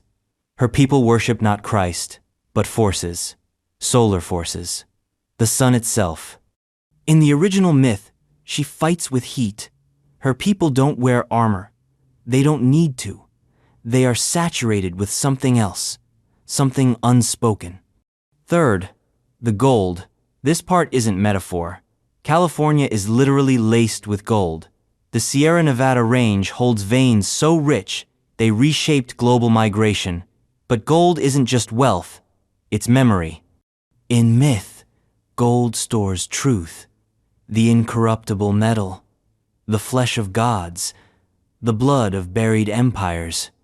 So now, ask yourself, what if the legend of Queen Califia was a refracted recollection of a real pre-flood civilization that lived here, survived here, and chose to remain here? Not by building up, by sinking in. What if Califia wasn't just a queen but a code? An archetype. A psychic anchor holding together a layer of consciousness long buried beneath colonization, agriculture, and social media. What if the flood that ended her civilization wasn't entirely natural? What if it was chosen? A strategic disappearance. An aquatic camouflage. Because when the world grows violent, the wise don't fight. They vanish. They wait. The flood was not defeat. It was defense. And now, as California boils in fire seasons, as its rivers evaporate, as its tectonics twitch in their sleep, maybe the signal is returning. The old coordinates aligning. Califia waking. Because in every culture that has tasted cataclysm, the story isn't linear. It's cyclical. You don't mourn the past. You anticipate its return. The lost continent, the hidden queen, the city beneath the sea. We've heard this story before. Atlantis, Meru, Lemuria. But Califia? She's the local version, the neighborhood deity, the mother of a forgotten world that wasn't male, wasn't white, and wasn't afraid. Her people didn't build pyramids, they became them. Living architecture, quantum sovereignty. A culture so stable it didn't need writing. It encoded its knowledge in rhythm, in land, in stars. And then it got quiet. On purpose. So maybe the maps weren't wrong. Maybe California was an island of ideology, of origin. And now, in the final chapters of this cycle, the flood returns not as water, but as noise, as data, as dissonance. And once again, Califia must rise not to conquer, but to stabilize. Not to rule, but to remember. But even she didn't act alone. Beneath her mountain, under the crust of modern America, sleeps another city, a sanctuary beneath the volcano, a last ark of a lost people who didn't drown but dug. The people of Telos. The people of Telos. Mount Shasta rises like a secret the earth tried to forget but failed to bury. Snow-draped and self-contained, this volcanic colossus in Northern California is not just a mountain, it's a threshold. A door sealed in basalt and lore. And according to those who listen too long to the wrong frequencies or the right ones, the base of Mount Shasta hides a city, not a ruin, not a metaphor. A living, breathing metropolis of light and memory. Telos, the last stronghold of the Lemurian civilization. If you roll your eyes here, good. You should. Because the tale of Telos isn't safe. It's stitched from fragments too weird for science and too stubborn for skepticism. It's fringe. It's fantastic. And it refuses to die. Because deep down, some part of us remembers. Telos is not the first subterranean city in legend, but it is the most persistent. In New Age esoteric circles, in channeled texts, in psychic transmissions scribbled in the margins of old-school theosophical journals, the story remains consistent. Telos is a city built underground by survivors of Lemuria, the ancient Pacific continent that allegedly drowned in a massive cataclysm tens of thousands of years ago. But Telos is more than a lifeboat. It's a prototype, a continuation of a world that knew the surface was too unstable, too immature. The Lemurians didn't die. They descended beneath the crust, through crystal-lined passageways, into a hollow realm where their culture could persist in perfect secrecy. The city is said to glow not from lights, but from consciousness.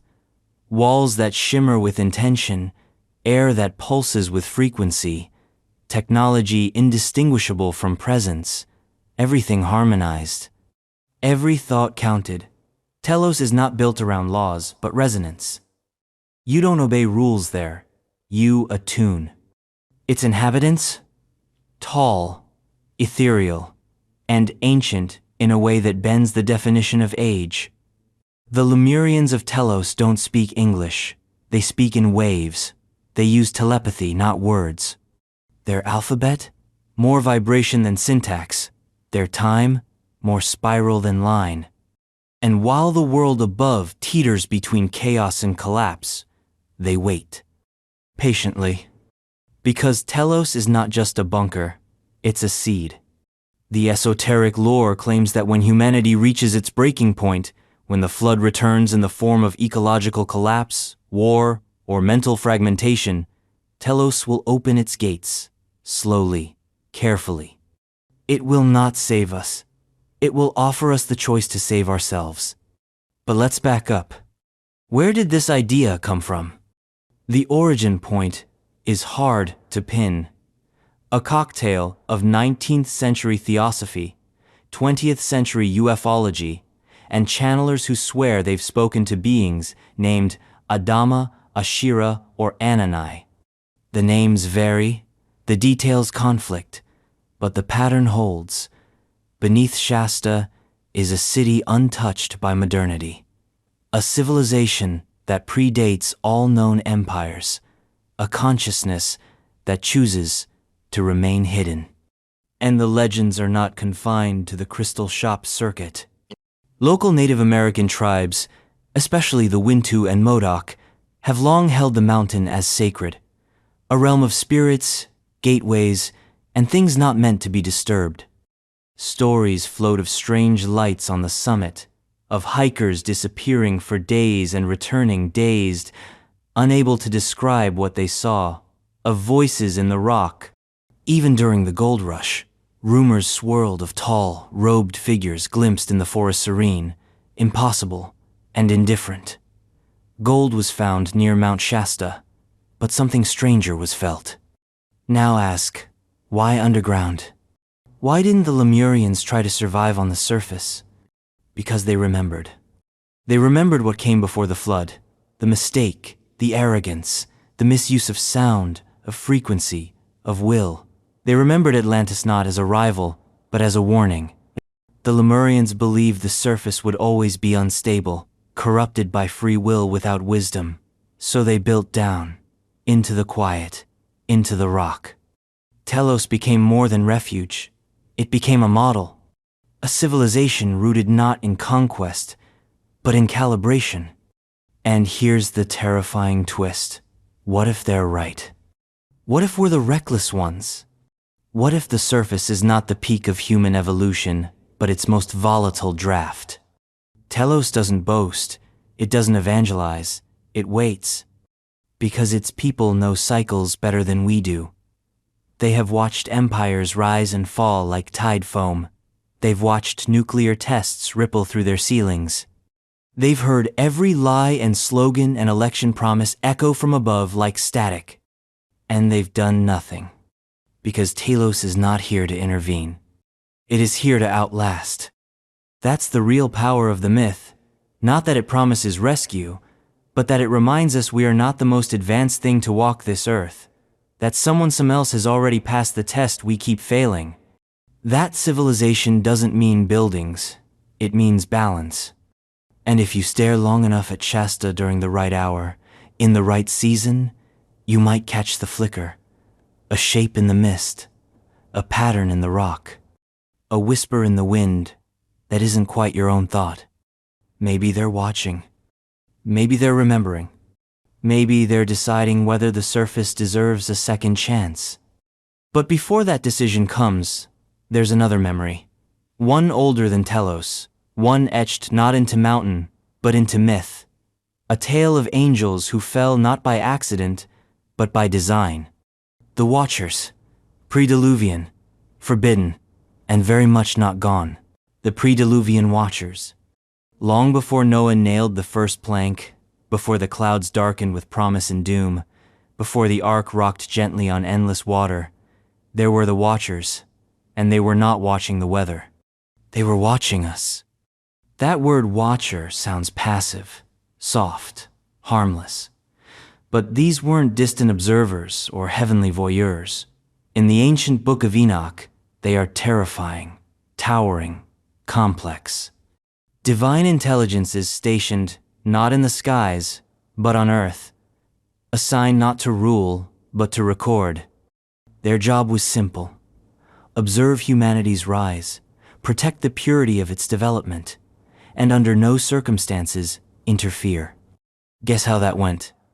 The Watchers fell not from grace, but into obsession. They looked upon the daughters of men and found them beautiful. That line has launched 1,000 sermons, 1,000 patriarchal rewrites, but the horror of it isn't romance. It's mutation. Because the Watchers didn't just lust. They mated. And the children born of those unions were not human.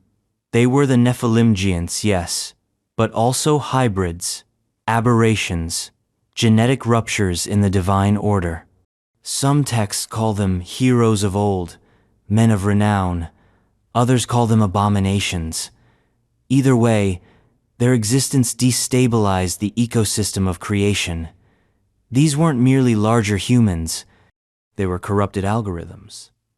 Sentient code inserted into a system still learning to breathe. And it didn't stop there. The Watchers taught us things we weren't supposed to know. Not yet. Not ever.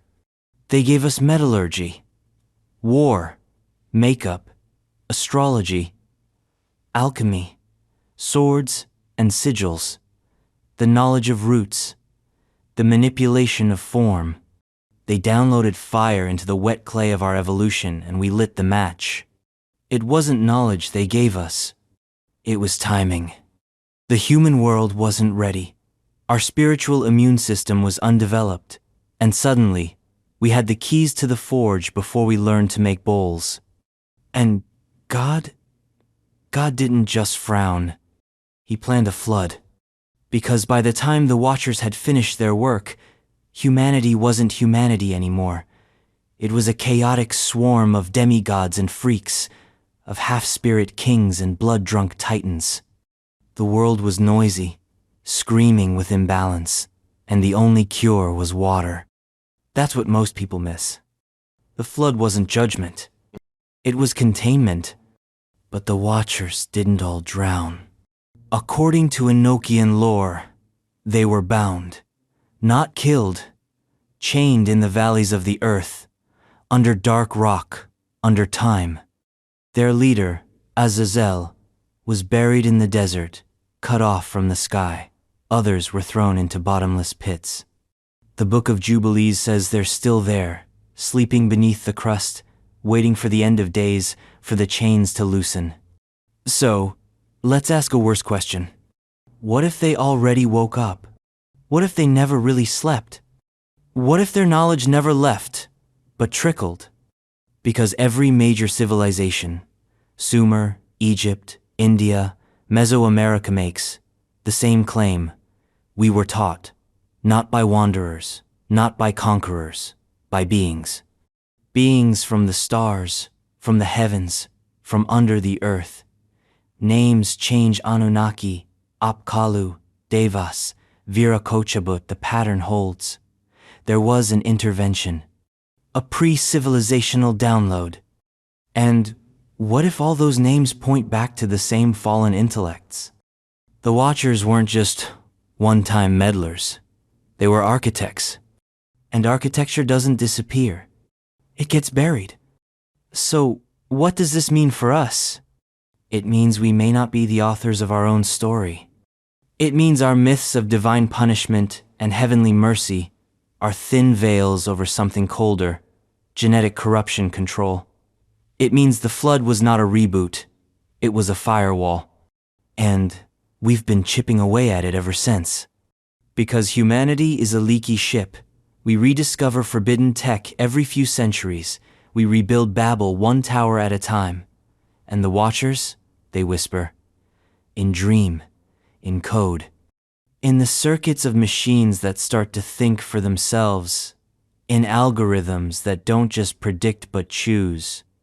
And it's not just technological, it's spiritual. Occult traditions worldwide preserve rituals said to summon the Watchers, not angels, not demons, something else, something older, not good, not evil, foundational, like gravity, with intent. You don't summon a Watcher to do your bidding. You summon one to watch back. To gaze into your structure and see whether the firmware matches the original plan. And if it doesn't, well, the last time that happened, it rained for 40 days and 40 nights. But the Watchers weren't just concerned with humans. They had a culture of their own. A civilization, according to some mystics. Not just a gang of rogue angels, but a society.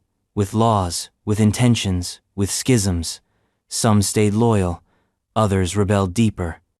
Some wanted to uplift, others to dominate. They weren't monolithic, they were complicated. And somewhere in the rubble of pre-flood memory, a few of them left instructions. For the next time, because the Watchers never believed the flood would be permanent. They knew we would rise again, that we'd dig, that we'd ask questions, that some of us would remember.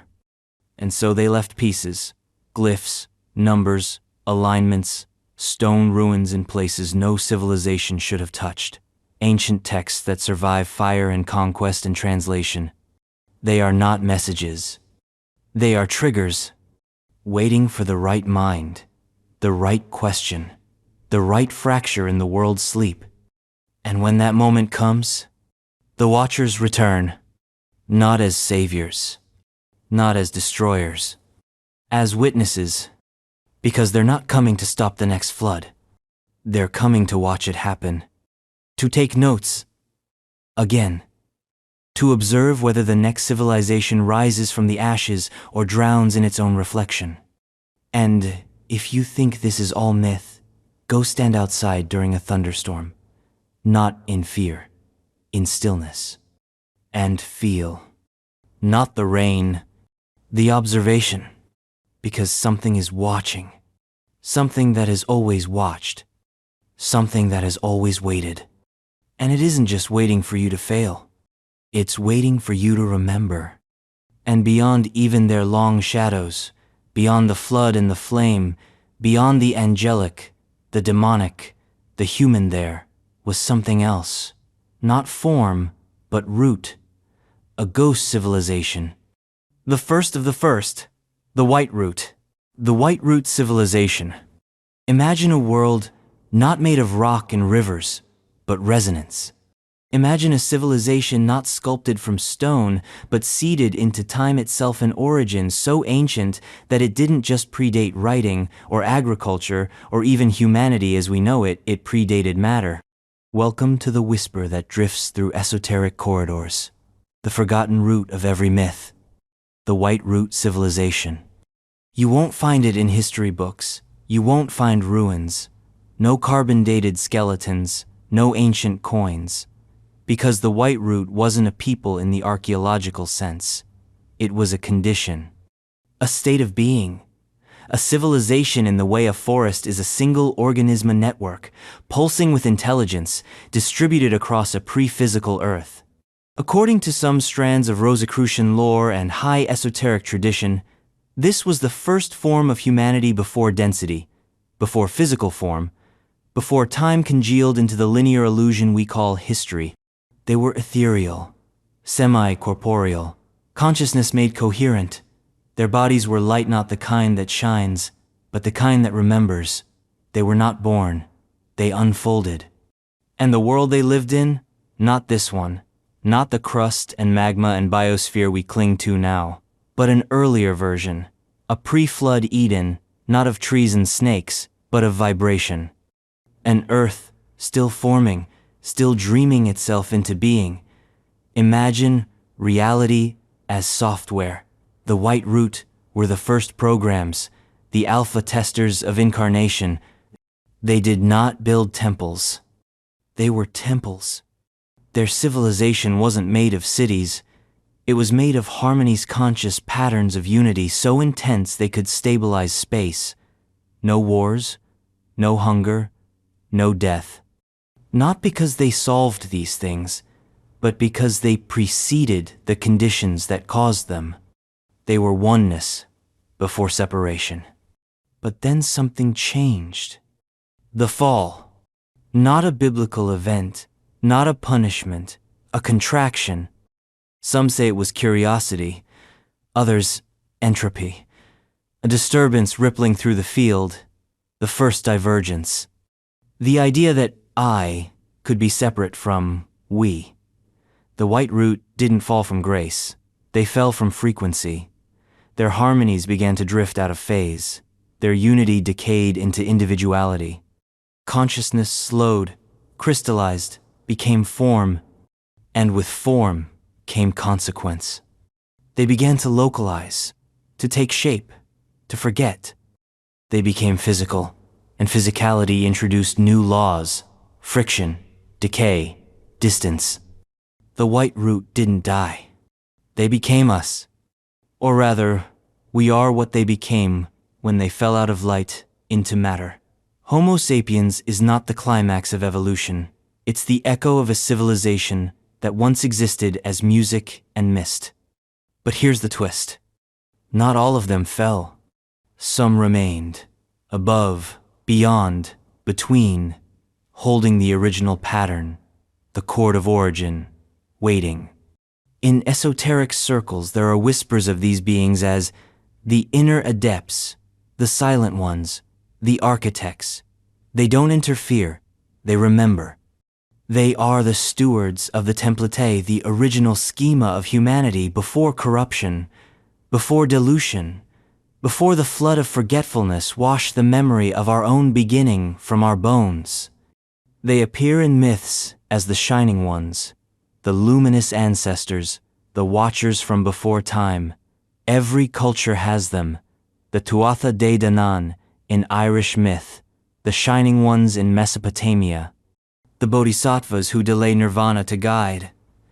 They're all dressed differently, but the origin is the same. The white root. Their influence is not overt. It's structural, like gravity or melody. You don't see it, you feel it. In the sudden déjà vu during a dream, in the silence between your thoughts, in the unexplainable comfort of some ruins that shouldn't feel familiar. That's not nostalgia. That's recognition. So what happened to their civilization? It didn't collapse. It receded. It pulled back as our density increased. As we chose speed over stillness, power over resonance. But they left things behind. Not artifacts, architectures of thought, sacred geometries, harmonic ratios, symbols so old they feel inevitable, like the flower of life, the Vesica Piscis, the Sri Yantra. These aren't just pretty pictures, they're maps, fractals of memory, keys to doors most of us forgot existed. And every time we make a breakthrough, technological, spiritual, artistic, we come a little closer to what they were. But there's a danger. Because evolution isn't guaranteed, and memory is fragile. We built towers, we built bombs, we digitized our minds and called it progress. But the further we go, the more noise we create, the less signal we hear. The white root doesn't speak loudly. It hums. And when the humming is drowned out, we forget not just who we were, but who we could be. Some say the flood that erased the last remnants of their world wasn't water or fire. It was forgetting. A metaphysical amnesia. A hard reset of soul. When the earth passed through a vibration it couldn't sustain, reality blinked, and when it reopened its eyes, the white root were gone. Except they weren't. They encoded themselves into the structure of reality, into us. And now, as the world accelerates, as chaos becomes currency, something is stirring. Not outside, inside. A tremor in the soul, a low-tone memory activating like a backup file. An ancient heartbeat, resynchronizing with the human pulse. The White-Root civilization is not lost. It's latent. It's waiting for enough of us to remember, not with the mind, with the body, with the being. And when that memory reaches critical mass, it won't look like flying saucers or glowing ascended masters. It'll look like harmony, not utopia, alignment. But between now and then, there's one more flood to endure. The civilization of Pan. A lost continent that didn't just sink beneath the sea, but beneath our understanding. A memory so vast it fractured into myth. And it's calling from the Pacific. The civilization of Pan. If Lemuria was the whispered continent of intuition, and Atlantis the blasted jewel of intellect, then Pan was the mother between them, the one the world forgot on purpose. Pan wasn't lost in a cataclysm. Pan chose to disappear. Not as failure, but as sacrifice. This is the story of the civilization of Pan. The proto-memory behind the Pacific, the forgotten geometry beneath the waves, the blueprint from which entire mythologies fumbled to draw their lines. You won't find Pan in your average New Age bookstore, not cleanly. It's scattered drifting across the wreckage of theosophical texts, veiled in dream logic and contradicted by time. But if you trace the pattern backward far enough, past the dogma and soft-focus mysticism, a silhouette begins to form. Pan was not primitive. It was not a continent in the map sense. It was a field, a totality. A civilization-spanning region that arched across what we now call the Pacific Ocean, connecting lands that modern tectonics pulled apart like bread. Think of it less like Atlantis, and more like a spiritual ecosystem, a web of cities, cultures, and frequencies operating in unison, bound by a shared mastery not of the material world, but of the subtle. If Lemuria spoke in heartbeats, and Atlantis in numbers, Pan spoke in balance. Every story told about Pan is blurred by metaphor, but some constants remain. Pan was a matriarchal civilization, though not in the way we imagine kingdoms and crowns. It was ruled by energy, feminine energy, in the archetypal, sense-receptive, circular, sustaining. Its leaders weren't queens, they were harmonics, living conduits of consciousness, selected not by blood but by resonance. They didn't rule over, they ruled through.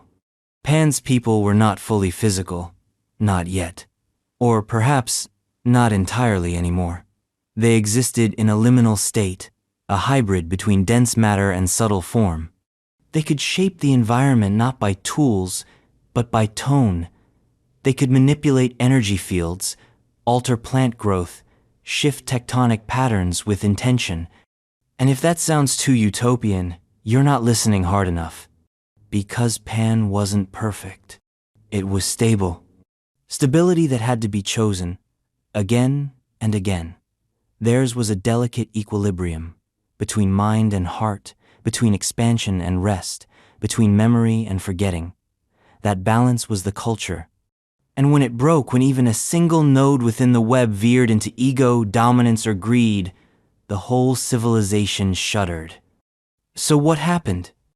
Why did it end? Most myths like fire. Others prefer water. But Pan didn't sink. It folded. Esoteric teachings, particularly from late Theosophy and Rosicrucian expansions, describe Pan's disappearance as a transition, not a tragedy. It wasn't destroyed, it was withdrawn. The civilization itself dissolved its physical infrastructure and retreated into the subtle layers of the earth. Its people, those who chose to maintain the harmonic code, shifted into other densities, into hidden cities, into consciousness fields, into myth. Those who couldn't maintain the resonance, they became us. Pan's last echo was a warning encoded in oceanic myth. From Polynesia to Hawaii, from Japan to the Pacific Northwest, you hear it. A great land lost to the sea, a world that vanished overnight. Sometimes it's told with gods, other times with floods. But always, the same chord. We used to be more. We used to live differently. And we failed to keep it. What's chilling is how consistent the details are. In Maori lore, there are references to Hawaii's spiritual homeland, now unreachable. In the myths of Easter Island, the builders of the moai statues speak of ancestors from across the water who taught them without speaking. In Japanese legend, the Dragon Kings rule undersea palaces made of coral and pearl remnants of a kingdom that left the surface behind. In the Andaman Islands, tribal cosmologies speak of an age when the sea was not there when one could walk between worlds. Pan is not remembered directly. It is felt. It is the unnameable nostalgia in the bones of islanders. It is the dissonance you feel, standing on the Pacific coast, watching waves that seem too intelligent. It is the hush beneath the roar of the ocean. Not fear, not mourning, reverence. Because some say Pan left by design, that the Earth was entering a new vibrational cycle, one incompatible with their frequency, that, rather than resist, they let go. Like breath, leaving a body.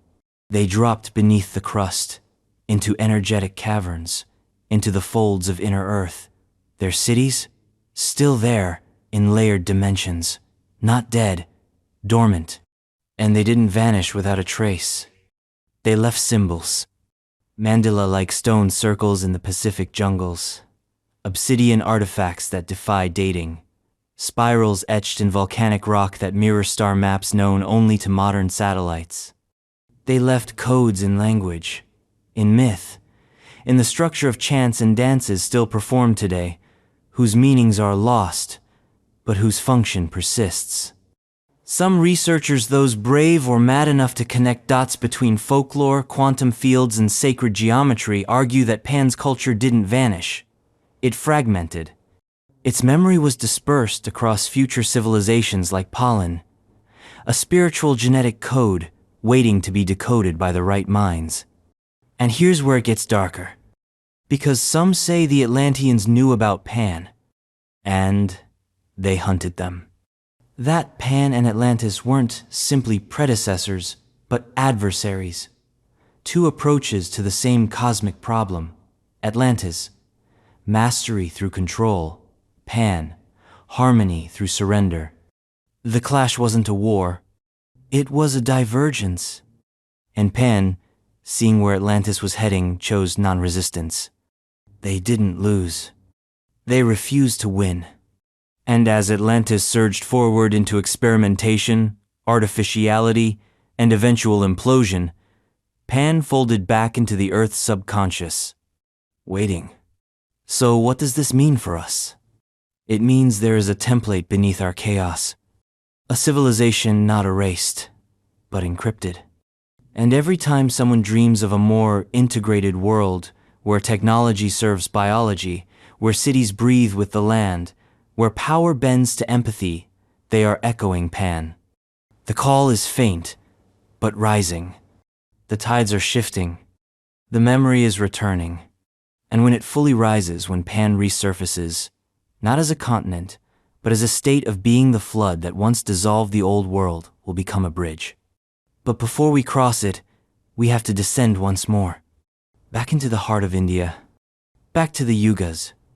Back to civilizations so old they forgot to fear the end. The Antediluvian Civilizations of India. The antediluvian civilizations of India. To speak of India before the flood is to whisper into an echo chamber carved from myth, memory, and metaphysics. Here, history does not flow in a straight line, it spirals. It coils like a serpent around a staff, looping back through cycles so vast, they make ice ages feel like hiccups. The past is not over in India, it is asleep. And buried within that sleep are the antediluvian civilizations, the drowned empires of the yugas, the forgotten cities of a time when time itself obeyed different laws. This is not a place. It's a conceptual infinity. According to the Puranas, those dense, poetic repositories of Hindu cosmology, the universe doesn't just begin and end once. It does so in cycles, massive cycles called Kalpas. Each Kalpa contains 1,000 Mahayugas, and each Mahayuga is made of 4 smaller ages. Satya Yuga, truth; Treta Yuga, ritual; Dvapara Yuga, doubt; and Kali Yuga, chaos. We, for reference, are currently spiraling toward the bottom of Kali Yuga, the era of decay. But the stories that haunt the upper levels of the spiral, that's where the flood came in. And long before that flood there were civilizations. Multiple, towering, precise. These weren't metaphorical ages. They weren't just symbolic time frames. They were full civilizations, entire planetary cultures lost not to tectonic shifts, but to vibrational collapse. Think empires that spanned continents not through war or trade, but through conscious alignment. Think societies that encoded their technology into mantra, architecture that wasn't constructed but grown, textiles spun from the breath of sacred rivers, laws not enforced but inhaled. The Satya Yugathe Golden Age was the apex. In this age, truth wasn't a concept, it was atmosphere. Beings walked without feet, they glowed, they meditated the world into shape. Hunger was unknown. Death was voluntary. You didn't die, you disengaged. During this period, cities like Shambhala and Aryavarta were said to exist not as physical locations, but as harmonically resonant domains. You entered them not by travel, but by purity. Geography, bent around consciousness, and the people, not just human, rishis, siddhas, devas, call them what you will, they were the architects of awareness. But even in this luminous stability, entropy whispers. Satya gave way to Treta Yuga. Subtle imbalances became tangible. Time thickened, the earth became heavier, fire needed fuel, rituals became necessary to maintain equilibrium. This is when many esoteric historians believe the great Vedic civilizations rose not as a beginning, but as a reaction. The Vedas weren't creations, they were rememberings. Manuals for maintaining the old ways under new, deteriorating laws of physics. In Treta Yuga, the stories begin to resemble something closer to what we call history, but the scale is still immense. Kings ruled for thousands of years. Languages were formed from sound harmonics, not syntax. Beings still wielded astrodivine weapons powered not by combustion, but mantra. The Ramayana, for example, is not set in some mythic fairy tale landscape. It's situated deep within this period, detailing the clash between Rama, an avatar of divine order, and Ravana, king of a technocratic empire in Lanka, who mastered the ancient frequencies but used them for conquest. The technology in these texts is staggering. Flying machines vimanasare, described in painful detail, not poetic metaphors, mechanical blueprints, powered by mercury vortexes, activated through sound. Weapons that mimic modern lasers and nuclear warheads, except their devastation comes with conscious signature. They didn't just destroy, they karmically incinerated. Your actions could literally be weaponized. By Dvapara Yuga, the illusion had hardened. Death became real. Disease appeared. The need for structure and caste systems emerged, not as oppression, but as a desperate attempt to hold back chaos. This is when the Mahabharata happens, a civilizational finale set against the background of a war that was as much cosmic as terrestrial. The Kurukshetra War isn't just a dynastic dispute, it's the last gasp of a world remembering its own collapse in real time. And then, the flood. Not just one, multiple. The Puranas don't speak of a single deluge, they speak of recurring inundations, cosmic resets, sometimes by water, sometimes by fire, sometimes by silence. The flood associated with Manuthe Indian equivalent of Noahis, but one iteration. Manu, forewarned by the Matsya avatar of Vishnu, a talking fish who, according to esoteric lore, is not a fish at all but a conscious frequency, builds a massive ship and preserves the seed of humanity. But what is never said clearly is this: what came before Manu's ark? The Vedic texts hint at worlds far more advanced, far more spiritual, that were deemed too advanced. Like Atlantis, these societies developed technologies that mimicked the divine. They began to crack open the mechanisms of karma. They created life.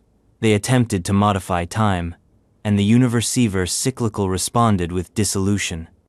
These weren't failures. They were resets.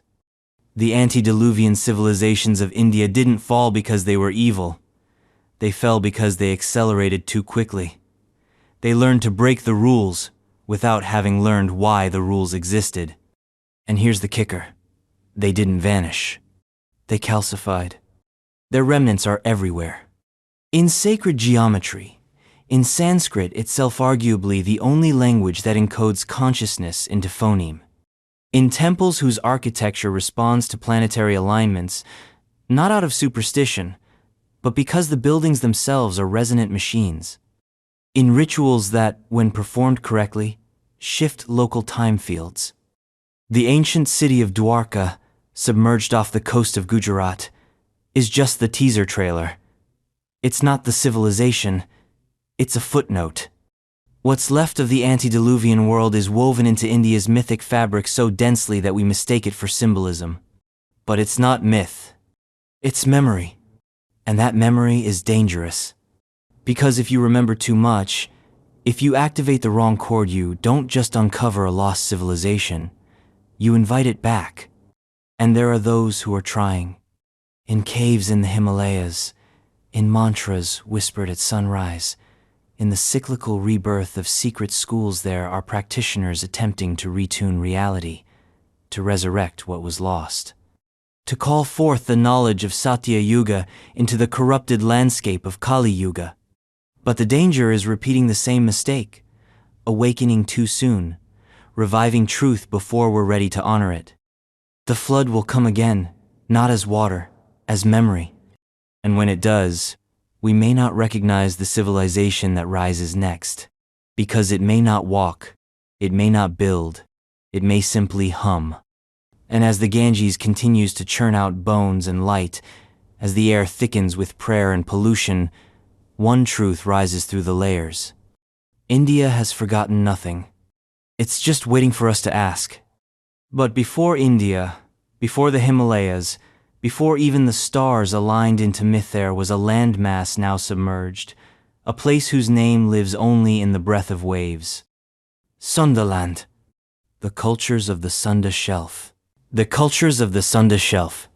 Imagine the Earth not as we see it now, but as it once was during the last ice age, when glaciers drank the oceans and sea levels crouched 120 meters lower. In this alternate atlas, Southeast Asia wasn't a chaotic scatter of islands. It was a single, sprawling landmass stretching from what we now call Vietnam all the way to Java and Borneo. This was not a cluster of disconnected tribes waiting for boats. This was Sundaland, an entire drowned continent hiding beneath today's South China Sea, Java Sea, and Gulf of Thailand. And on its fertile plains, river valleys, and long-lost coastlines, there thrived cultures so ancient, so essential, that their erasure feels less like natural disaster and more like intentional redaction. This isn't Lemuria. This isn't Atlantis. This is real, physical geology backed by bathymetric scans, sediment cores, and rising whispers from the deepest strata of oral tradition. But the civilizations of the Sunda Shelf, they're another story. Because we didn't forget them. We never knew they existed. That's the terror of deep time. The further you look back, the less evidence survives. Not because it didn't exist, but because its ruins lie beneath miles of ocean, sediment, and silence. The ancestors of this region didn't just vanish. Their homes' entire cities were swallowed in slow motion by the rising tides of the Holocene transgression. Not in a single deluge, but in pulses, flood pulses. A death by degrees. The world warmed, the ice caps cried, and the sea reclaimed what it had once given. But long before that, the people of the Sunda Shelf thrived. We're not talking about isolated hunter-gatherers banging rocks together. We're talking about complex, early Neolithic cultures, the kind that knew how to shape landscape, how to tune agriculture to the rhythms of the monsoon, how to raise structures that echoed solar cycles and lunar tides. In today's fragmented archipelago, archaeologists find PC microliths, shell mounds, carved figurines, pottery shards that hint at something whole, something systematic, sophisticated, something lost. The Sunda peoples, it seems, were not merely pre-agricultural nomads. They were hydraulic strategists. They mastered deltas and rivers, built wetlands into pantries, shaped estuaries into spiritual geometries. They may have cultivated rice before the Yangtze Valley ever saw a seed. And they weren't alone. The DNA doesn't lie. From Taiwan to Polynesia, from the Malay Peninsula to Madagascar, there are fingerprints, genetic, linguistic, mythic, that point back to a shared source. A civilizational gravity pulling from the now submerged coasts of the Sunda Shelf. A place so fertile, so rich, so central, that its submersion broke more than land. It broke continuity. This is the civilization beneath the civilizations, the ghost motherboard under Southeast Asia's cultural OS, and it didn't disappear quietly. Because even as the waters rose, the stories flowed. Across Indonesia, Malaysia, the Philippines, Thailand, Vietnam, everywhere, touched by the old continent, there are flood myths, almost carbon copies. Stories of a time when the sea was land, and when land drowned. In Javanese lore, there are gods who sank kingdoms out of jealousy or cosmic rebalancing. In Batak mythology, there's the story of a primordial ancestor who descended from the heavens and ruled over a land that eventually vanished beneath the sea. In Filipino legends, a great flood resets the earth after humanity becomes too arrogant, too divided. These aren't just stories. They are echoes. Psychic shockwaves from the moment the Earth's memory rewrote itself in salt. So what did the Sunda cultures leave behind? Everything and nothing. Their temples lie beneath silt, their maps disintegrated under pressure. Their philosophies exist only in distortions ripples in modern cosmologies that still remember the shape of a vanished shoreline. But perhaps their most terrifying gift was migration. Because when their world fell into the sea, they didn't just drown. They ran. And they ran far. They seeded the Austronesian explosion of the most rapid and far-reaching expansions of human culture in prehistory. They populated island chains, mounted boats with crab-claw sails that danced with typhoons, crossed open ocean using only stars, swells, and song. They brought language, technology, myth, and memory to every edge of the Pacific. What was lost in land, they rebuilt in movement. But every diaspora carries trauma, the memory of a home that no longer exists. And that trauma, buried so deep we've labeled it cultural intuition, still haunts us. Why do so many Pacific Islanders build their temples to face the sea? Why do so many Southeast Asian myths circle around serpents, naga, dragons, water spirits, If the sea itself holds secrets it's not finished swallowing.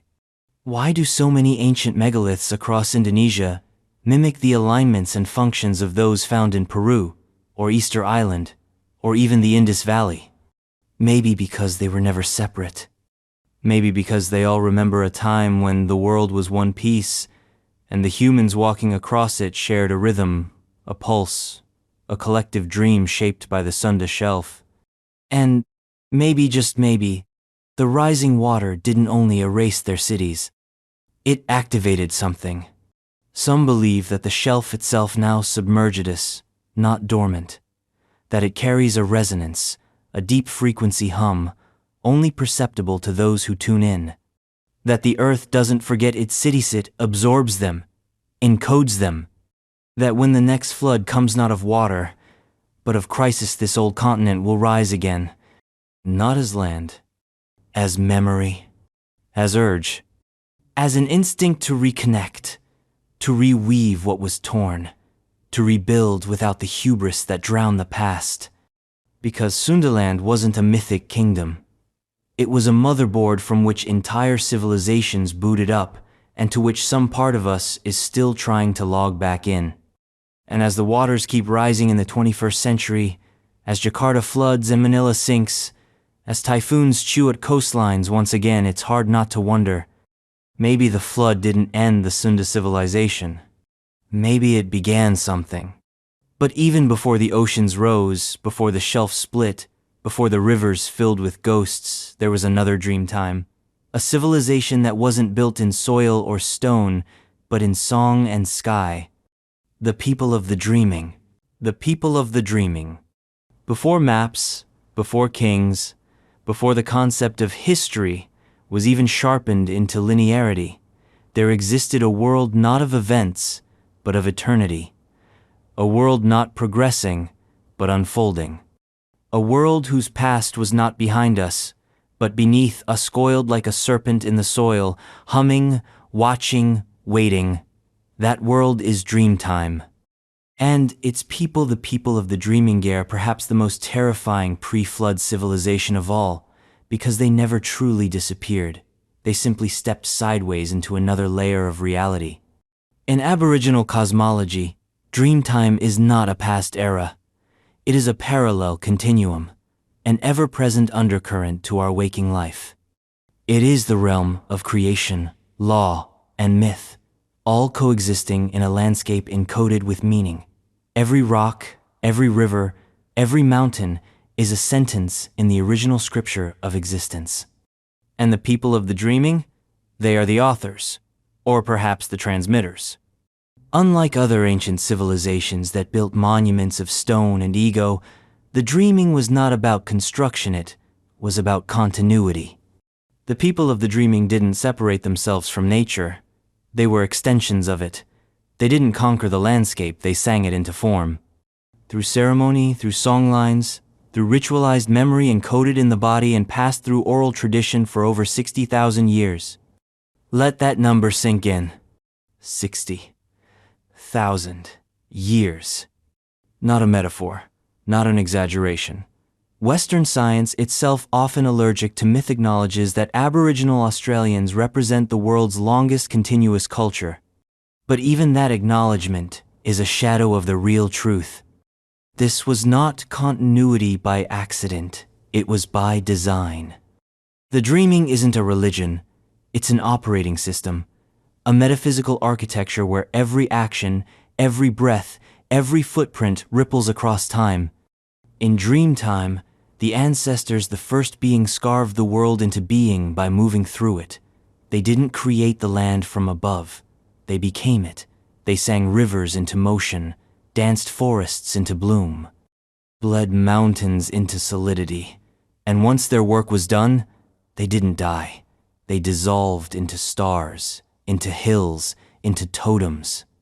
So who were the people of the dreaming? Were they ancestors? Were they gods? Were they us? The answer, terrifyingly, is yes to all. In Aboriginal myth, the line between human and spirit is blurred. The dreaming speaks of beings with no fixed form, serpent and man, cloud and voice. They moved through dream and daylight with equal ease. They navigated not by compass, but by memory. Their stories are maps, their dances are blueprints, their myths are tools. And they remember the flood. Not one flood. Many. Across Australia's deserts, coastlines, and rainforests, the oldest stories speak of rising waters, not metaphorically, literally, tides that swallowed sacred places, rivers that turned traitor, oceans that came where forests once stood. And these stories preserved without written language have been scientifically verified. Coral deposits match myth. Drowned riverbeds align with tales told by grandmothers to children, unbroken for millennia. But here's what chills the spine.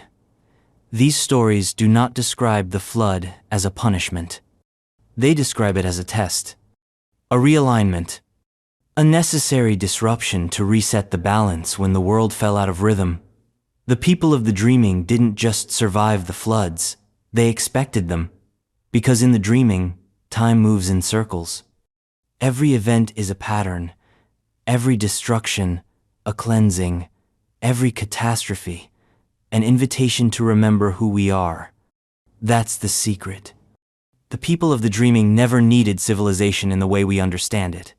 They didn't need metal, they didn't need currency, they didn't need pyramids or cities or war. Their civilization was ceremony. Their technology was story. Their infrastructure was kinship, not just between humans, but between human and bird, human and stone, human and thunder. They understood something we forgot, that reality itself is relational. You don't own land. You belong to it. You don't rule nature. You negotiate with it. And when the balance breaks, the world floods not in wrath, but in grief. Imagine the terrifying power of a civilization that didn't just map the stars, but spoke to them, that didn't just track animal migrations, but joined them. That saw time not as an arrow, but as a song you had to stay in tune with, lest the melody disintegrate into chaos. And what if we told you the people of the dreaming never left? That they still walk the land? That every time a sacred ceremony is performed a devery, time an elder sings a story into a fire-lit night, they are reactivating the grid? Because that's what Dreamtime is. It's not nostalgia, it's access. An ancient portal into a living archive, guarded not by passwords or temples, but by responsibility. And in a world spinning faster and faster toward ecological, social, and existential collapse, what would it mean to remember how to tune in?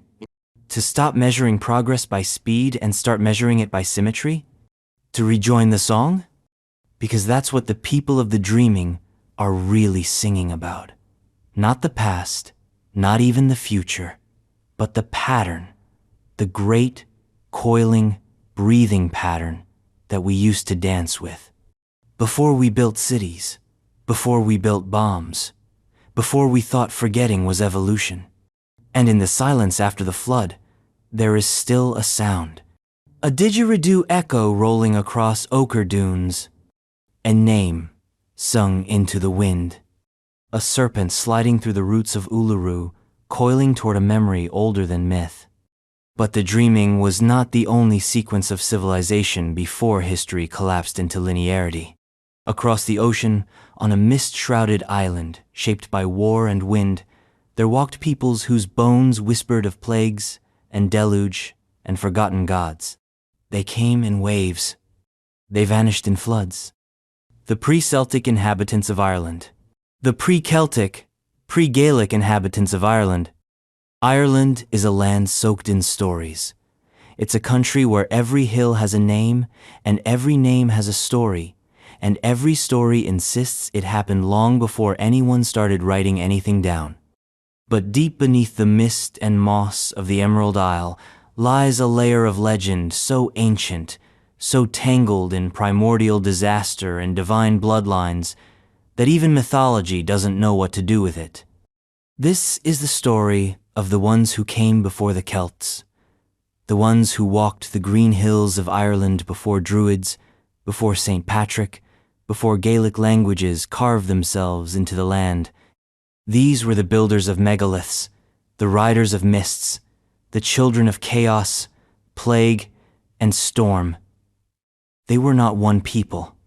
They were waves sown after the Otheric civilization, falling into myth, mud, and memory, buried under the heaviest of gravestones, the flood. The earliest known texts that document these long-forgotten civilizations come from the Lebor Gabala Eren, or the Book of Invasions, a medieval text that reads like a fever dream of competing timelines and mythic retcons. But dig through its tangled lore, and what you find isn't just storytelling. You find cycles. The first to arrive were the Caesarians, led by a woman named Cesare, allegedly the granddaughter of Noah, because apparently even Irish myth felt the need to plug itself into the biblical timeline. According to legend, she fled the coming flood and landed in Ireland before it was even part of the post-deluge world. She brought 50 women and 3 men. Do the math. That's 1 man to 17 women. Either the beginning of a utopia or the end of any realistic planning. They built no cities. They didn't last. They were washed away by the very flood they tried to outrun. But they weren't the only ones to try. Next came the Partholonians, survivors supposedly of another civilizational collapse. They arrived after the floodwaters receded, bringing with them farming, brewing, and architecture. Partholon himself is described as a builder of cities, someone who made the land habitable again. But their fate wasn't water, it was plague. A sudden, terrible sickness wiped them out in a single week, leaving nothing behind but the bones of their efforts. Then came the Nemedians, a tragic people. They arrived in force, thrived for a time, but eventually ran afoul of the Fomorianstha, monstrous, chaotic beings who represent the wild, untamed forces of the world. The Nemedians fought, rebelled, and died. Some fled to the corners of the world. Some say they became the Greeks, others the Britons. But in Ireland, they were erased. And still the cycle continued. The Firbolg arrived, next to people battered by fate and wandering. They brought order. They divided the land into provinces. They set up laws, a civilization at last, but even they were not to last. Because hot on their heels came the Tuatha De Danann, the people of the goddess Danu being so advanced, so radiant, that some texts can't decide if they were gods or aliens or both. The Tuatha De Danann didn't come with swords. They came with knowledge. They brought 4 sacred treasures: the sword of Nuada, the spear of Lu, the cauldron of Dagda, and the stone of Fall. These weren't weapons, they were symbols. Tools of power, sustenance, prophecy. The Tuatha ruled for a while, a golden age of light and wisdom, until they, too, were replaced by the Milesians, the ancestors of today's Irish people. The Milesians didn't defeat the Tuatha in battle. They displaced them.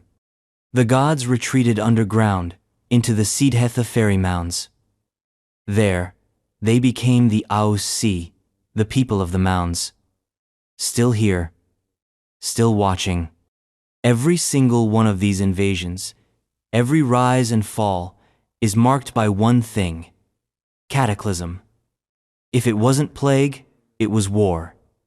If it wasn't war, it was a flood. Each civilization is a mythic fossil, layered one atop the other like geological strata soaked in blood and rain. And here's the part no one talks about. They all seemed to know they were temporary, that they were placeholders, prototypes, test runs.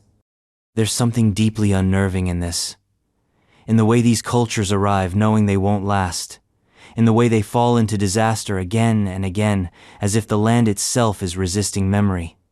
Ireland, in this telling, is not a home. It's a test site, a haunted garden where civilizations are grown, studied, and then destroyed. And the floods? They don't just kill, they reset.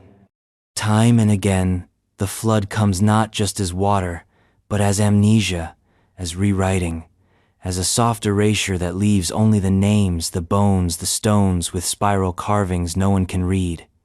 Take Newgrange, an immense megalithic structure older than the pyramids, perfectly aligned to the rising sun at the winter solstice. A passage tomb, a temple, a calendar, a voice from a civilization that left no name. Who built it? The Furbolg? The Tuatha? Something before? We don't know. Because even in stone, these civilizations were forgotten.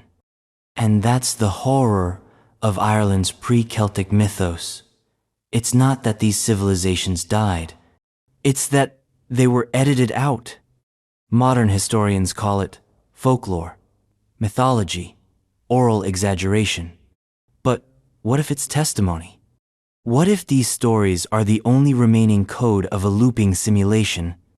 A world rebooted again and again, each time with slightly different parameters, language, tools, gods, but always the same conclusion: collapse, flood, forget, try again. The most terrifying thing about these lost civilizations isn't that they fell. It's that we're the next wave. Still building. Still thinking this time it will be different.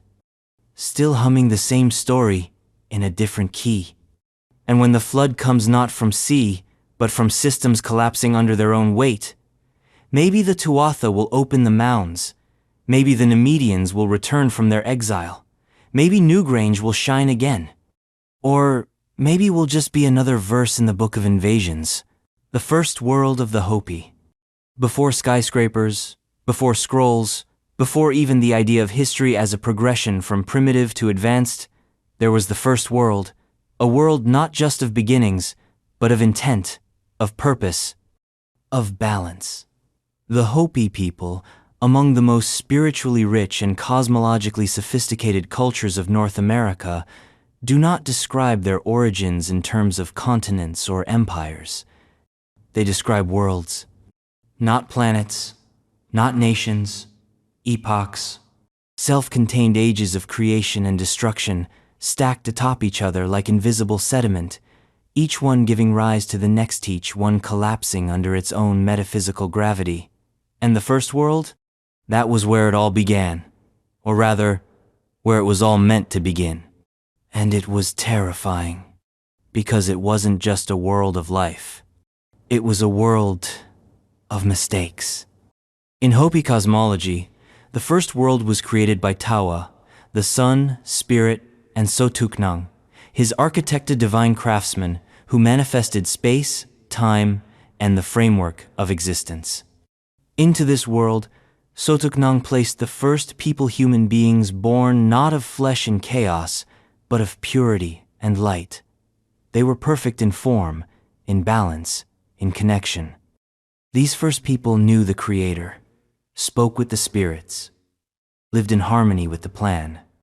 And that plan was simple: live with humility, walk in balance, honor the world as a sacred trust. But then, as always, the cracks began. The Hopi say that in the first world, these beings were not tempted by wealth or violence at first. No, the first corruption was curiosity. Not the kind that invents the wheel, but the kind that looks at the sky and says, "Why should we listen to anything above us?" Ego, not shouted, whispered. The people of the first world began to forget. They forgot the songs. They ignored the teachings. They grew clever but not wise. They started building. Not villages, but structures, places of power, places to elevate themselves, places to escape the sacred web of life. Sound familiar? The Hopi don't describe this fall as a war or a cataclysm of flame.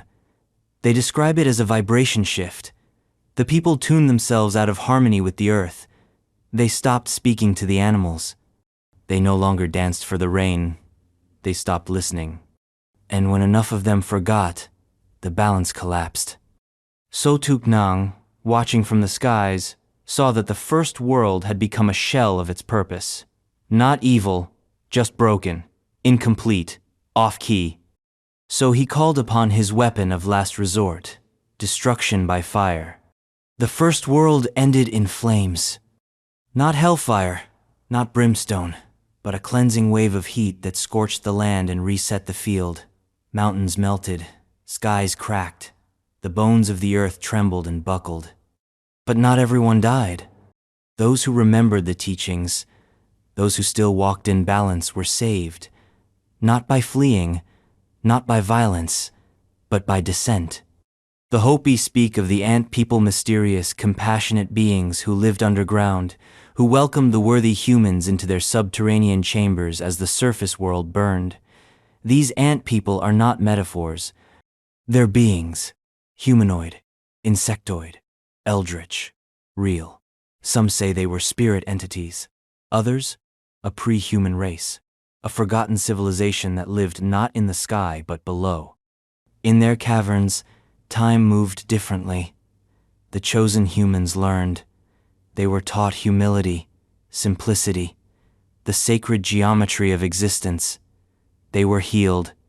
And when the earth cooled, when the fire had passed, Sotuknang gave the signal. The survivors emerged, blinking into a new world. The second world. But that's another tragedy. Because the pattern repeated. And repeated. According to Hopi belief, we are now living in the fourth world.